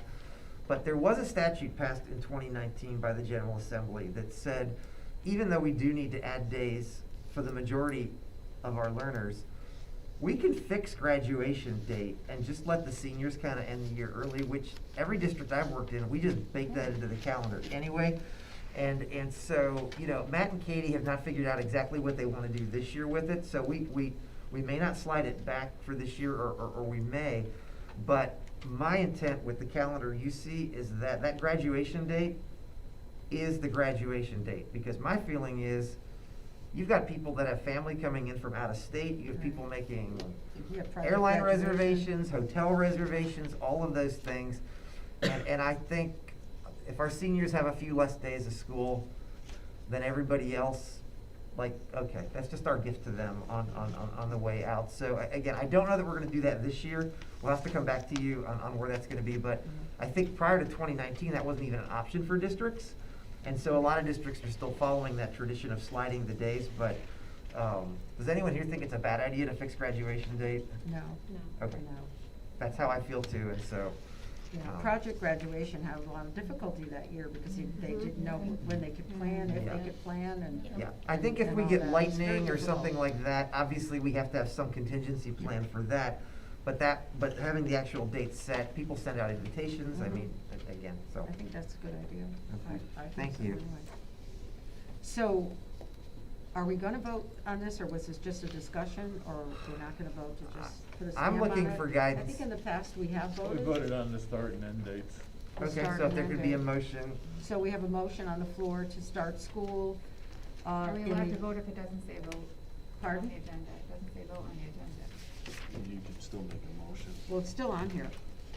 It's still on the here as a agenda, someone discussion. can make a motion Yeah. under any agenda item. So we have a motion to accept the start date for the 2022-2023 school year on August 29th, which is my birthday, but that doesn't have to be part of it. Oh, And I yeah. know, that would be the first time in my life that they've ever started on my birthday, but anyway, but I'm not teaching. almost like we planned it. And the last day of school would be June 14th, 2023. So we need a motion for that, without my birthday comments. You have a motion? So moved. Okay, moved by Lindsay and seconded by I'll second. John. Any discussion? Okay, all those in favor? Do we want to do a roll call? Okay, let's do a roll call. Aye. Jason? Aye. Aye. Bob? Aye. Missy? Aye. Lindsay? Aye. Lucy? Aye. Aye. Jamie? Aye. John? Aye. Amanda? And Maura? Aye. Okay, it passed unanimously. Okay. Very good. Just a comment, I always remember teaching when school started, because teachers were so involved with starting the school year, my birthday never got recognized. It was like, nobody paid any attention, because, you know, too many other things were going on. But that's okay, it happened anyway. Okay, the last item on the agenda is the recognition of our outgoing board member, Bob Martino. I didn't send it. Would you like to read it? Okay, we have a proclamation. If I can pronounce it.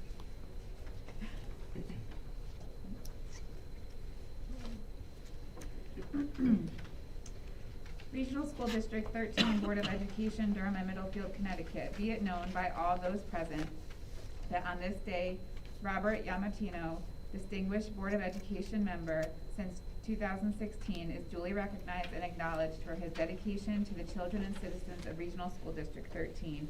And whereas Robert Yamatino, having served with honor, hereby concludes this challenge for the responsibility of educating our youth, be it known that by these words that his deeds, his positive manner, and enduring good sense will be long remembered and cherished by his peers, the towns of Middlefield and Durham, and indeed our children. And whereas Robert Yamatino served this district as a Board of Education member, his commitment to the financial integrity for the sole benefit of the learners while assuring a balance for community support, matched with his scrutiny to detail and accuracy, and his long-term approach to capital financing will long be remembered as a guide for those that follow in future public service. And whereas Robert Yamartino was never without comments and thoughts on all actions and endeavors of the board, and always shaped the debate to pursue a comprehensive analysis. And whereas Robert Yamatino demonstrated his tireless work ethic on many subcommittees for this board, most notably the Educational Resources, Playground, Policy, Strategic Coherence Planning, and Utilization Committees. His ability to be fiscally responsible and his expertise in finance helped to maintain a stable budget for many years. And whereas Robert Yamatino is a respected and admired member of the Regional School District 13 Board of Education, having been a dedicated volunteer whose compassion for the best education of our learners and support and concern for all board members and the need for Middlefield and Durham as he split his skills with town leadership. Therefore, be it resolved that we, the members of the Regional School District Board of Education, on this 12th day of January 2022, celebrate Robert Yamatino and encourage others to do the same, and join us in recognizing Robert Yamatino, a leader who made an extraordinary difference in the success of this school district and the advancement of its mission. All this is with our sincere gratitude for your years of unselfish service. By your actions, you have distinguished yourself and brought great pride upon your community, our school, and hundreds of children that will love and remember you for all of your good work you have done.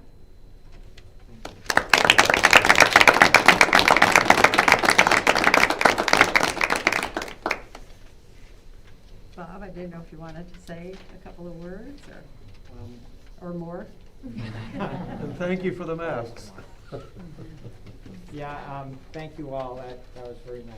I really appreciate it. Yeah.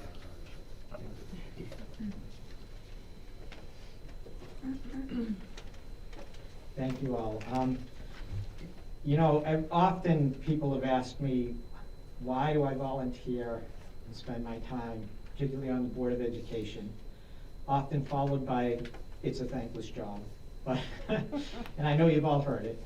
And I go back to one particular evening, back in Valentine's Day, 2018. A gunman opened fire in Parkland School in Florida. And what followed for our students and our teachers and our administrators and the community was a real sense of unease, a real upheaval. Trust was broken. Our then sitting chairman of the board, Bob Moore, was at the school to greet the students as they came, and that gave them a calming sense. And we had a few board meetings after that where the discussion was about safety, and some of them and the public comments were all highly emotional. And we had one meeting that went pretty late into the night, highly emotional, and we took a break, and one of the parents came up to me and said, "How many children do you have in the school district?" And I said, 1,527. How many do you have? And I brought that up because each night that I took a seat at this table, I looked at the responsibilities and accountabilities for us as members of the Board of Education. I look at the fact that today we have 1,423 students in the district. We have 126 students that are outplaced, including 4 that are at the Middlesex Transition Academy that we're responsible for. And each one of those students is an individual with individual talents, skills. They come to us at different levels of emotional, social, and educational abilities. And that's a huge responsibility to make sure they're all educated. And in order to accomplish that, we're also responsible for a staff of over 350 employees. And these are administrators, teachers, and staff that are highly dedicated, extremely talented, and very good at what they do. And they give us advice, and we have to take it and work with it. But the most important role we have is to provide them a safe work environment, a challenging work environment, and the tools and opportunities to grow and develop their skills and allow them to pursue their passions in the education of our students. So that's a very profound responsibility. And then on top of that, we're doing it with almost 70% of the taxes collected by the 2 towns collectively. And we have a responsibility to them. And then I look at some of the other decisions we made. So the education really sets the groundwork for the life of the student. But we also had immediate, actually life-threatening decisions to make when it came to COVID. And people asked us about, people asked me, why do I support the masks that we asked the students to wear? Why do I support the social distancing? Why did I make the decisions I made? Well, when I'm making that decision, I am looking at the student that has to sit in a classroom or be taught remotely, which we know is not as good an option as being in the classroom. And I look at, maybe we have to ask them to wear a mask. Maybe we have to make the decision to go against the CAIC guidelines last year where they were going to have students do something that was directly contradictory to the Department of Health. And I chose the Department of Health. And they asked me why, and I said, well, I don't just think about the student or the student athlete. I also think about the teacher who may be pregnant or maybe going home after school to take care of an infant. I think about the student who gets off of the bus and the person picking them up is a grandparent who might have health issues of their own and might have been in the vulnerable position. I had to think beyond just the classroom. I had to think of the community at large. And I know that's what we did as a board together and collectively. And I know that was very challenging. And I know that any noble endeavor, any noble human endeavor is faced with challenges. And I know that this board can live up to that challenge and move us forward. And going back, I step away now, and I'm very optimistic about the future, and I'm kind of sad about not being able to see some of the things through that have been started, such as the reimagining education that Doug has brought to our attention and has helped us to start moving along. I feel very, optimistic about the future because I know we have the teachers, I know we have the administration, I know we have the students, and I know we have the folks on the board that can make sure that this moves forward in a good manner. And then I want to leave you all with one thought. And I want to make sure you're very clear on this, because they say sometimes this is a thankless job being on a board of education. I want to leave you with this one thought. Thank you very much for serving on this board, taking your time to come forward and give to the students and the community. Thank you.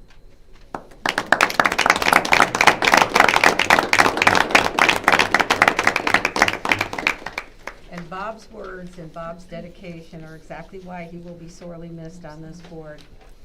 You won't be far. Sorely missed. But we know where to find you. You're not too far. Yes. And Okay. I'm always at your service. And does anyone else have anything else they would like to say? I'd like to know who lives on Whisper Wind Road that's gonna replace me. I was thinking the same of the thing. four I said, vote we on need Whisper a Wind Road. replacement on Whisper Wind Road. You're breaking up the pattern. But, Well, Meg wouldn't let me put pickleball on that dedication, so. Yeah. Bob spent a lot of time trying to get the Memorial School and Lyman School playgrounds at his single-handedly with Missy and others, and to get a pickleball court out that's being widely used. And it's a personal passion, I think, of Bob that came through and was supported by the board as well. Well, the playground at the Memorial Middle School and the courts and the playground at John Lyman. When I walk up on an evening with my dogs and I get on the soccer field and Coggin-Chog soccer's out there and that playground is completely filled with kids. Or with working remote, I might go up at my lunch break and I walk along just the bare edge of, and I see the students out there playing on the playground. It just feels really good to know that I had a small part, but there were so many other people that joined us on that committee, and Missy, particularly in terms of all of the selection of the equipment on John Lyman. I think that's my granddaughter's favorite playground. So, well done. Have you played pickleball lately, Bob? Or are you retired? Up until the beginning of December, I have been playing almost every week. Wow. Wow. And it's a very fun game to play, but since the first week in December, I've been a little bit busy. I've only gotten in 3 days of being a few changes have taken place. Any other thoughts before we move on? Good luck with your new Thank you. challenge. Yes. Thank you. Thank you. There's a lot of great people supporting the efforts that are going on there. And so I'm sure we'll be successful as a team. Ed left some really big shoes to fill, and I looked at, he actually left a pair under his desk. And I looked at them and I said, I could fill those if I put on my largest pair of snow boots and then slip them inside. But those, he was a close friend and a very, very well-respected colleague, and I truly miss him, and it's very hard walking into his office to this day. It's clearly one of the nicest funerals I've been to. Yeah, it was. Yeah. What I find most fascinating, you know, sometimes our towns, Middlefield and Durham, can be not always the most welcoming to like newcomers. Oh, haven't you grown up here? Has your family been here for generation after generation? It's always been that way, still kind of is. But yourself, and Ed included, you know, you weren't natives, but you know, you lived up to the criteria that everyone said, you know, you're okay, we like you. That's a big compliment, it really is. You know, it doesn't happen easily in these towns. Well, I think a real compliment to Ed and to the community here in the school district was coming out of the church, and Bob Moore and Catherine Veronesi and Doug Shook, everybody was there. It was like, you know, from the school district and many of the board members. So it just shows, and I think between Ed's leadership and Laura's leadership and the board's leadership, I think over the last 5 to 6 years, the level of cooperation between the two communities in the school district, I think, is at an unprecedented high level. And as we move forward, I would do everything in my power to make sure we continue along that route and to support you in your endeavors. So if there's anything we can do from the town side, please, you know, reach out. Because I really believe that. But it was good. We did get the governor to give us permission to lower our flags in the town. We did, the state police did escort his casket to the state line. So I think that was all very nice. You know, very good tribute. It was very great man. So, thank you. Thank you. Okay, we have item number 13, public comment, which can also refer to items on the agenda or any other topic.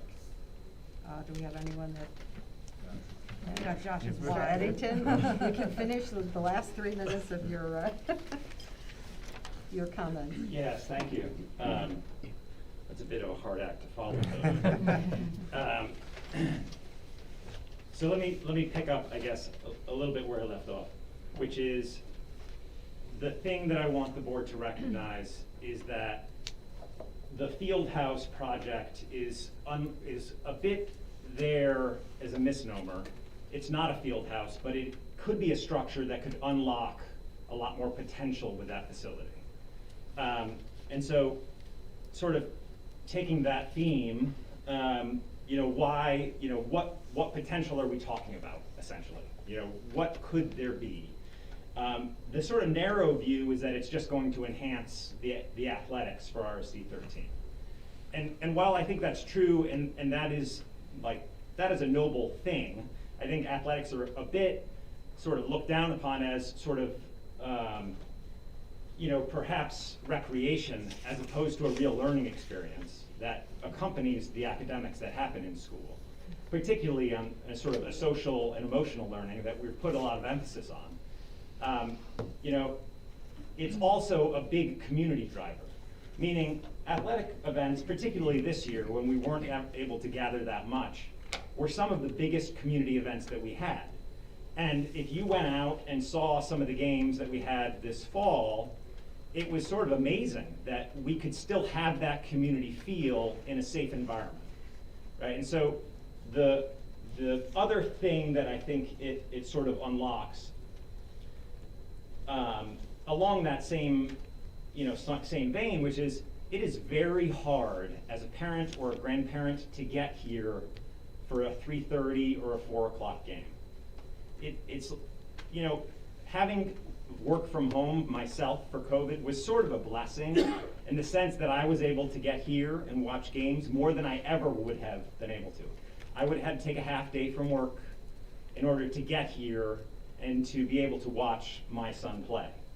And so that was sort of a little bit of an unlocking moment to saying, what are we doing? We have this facility that's sort of half done. We got half of the way there. Can't we get the rest of the way there? How much more is it going to take to sort of unlock the rest of the potential that is that facility? And I'm sort of narrowing or zeroing in on sort of related to RSD13, but there's a ton of other potential that you could realize with that facility through other community groups, that want to utilize that field, between just regular citizens using that track and field to do their own exercise and recreation. And so I think all of that is important. The sort of question has always been, well, can we afford it? And the numbers don't have to be big and scary like they were back when, went to bonding. I'll be very quick. And where they were proposing an $800,000, field house. This isn't that, right? The bids, or the estimates rather, will come back and we'll see what it actually is. But I think we're gonna find that it's $100,000 and maybe $150,000 if you're thinking about bathrooms. I think if you add lights, you're talking about $150,000 more. We're talking about a $300,000 budget, less than 1% of the overall budget. If you take the citizens of Middlefield and Durham and you put them together, we're asking for each person to pay $26. I mean, that's, to me, that is worth it. To others, it may not be. But the thing that I sort of, and this is what I'll end on, the thing that strikes me about, looking at budgets and hearing meetings, we always pay for the things that absolutely have to get done, right? We replaced the roof on Memorial School, we fixed the culvert on Picket Lane. And the things that sort of can unlock or enhance the student experience, they seem to get pushed aside or they seem to get watered down. And that sort of saddens me as a community member, because when I was at the girls' soccer game under the lights, they invited, younger students to come and hold hands with players as is a tradition, and they walk out into the fields. And my daughter, who was a first grader, did that. And that was a sort of remarkable moment in her life. She wants nothing more than to be a high school soccer player now. It's sort of, it's like, and that could be, right? It's like we had the sort of inkling of what could be by having those temporary lights a few games, and why can't that be all the time? That's sort of the question that I'm posing. Is it so much money that can't be all the time?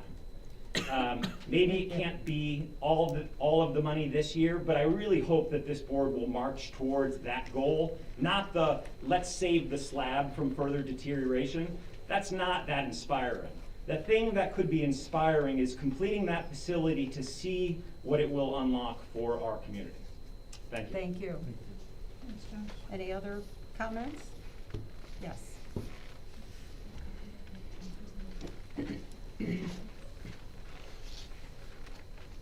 I don't want to diminish from the sports. I'm not putting down sports whatsoever.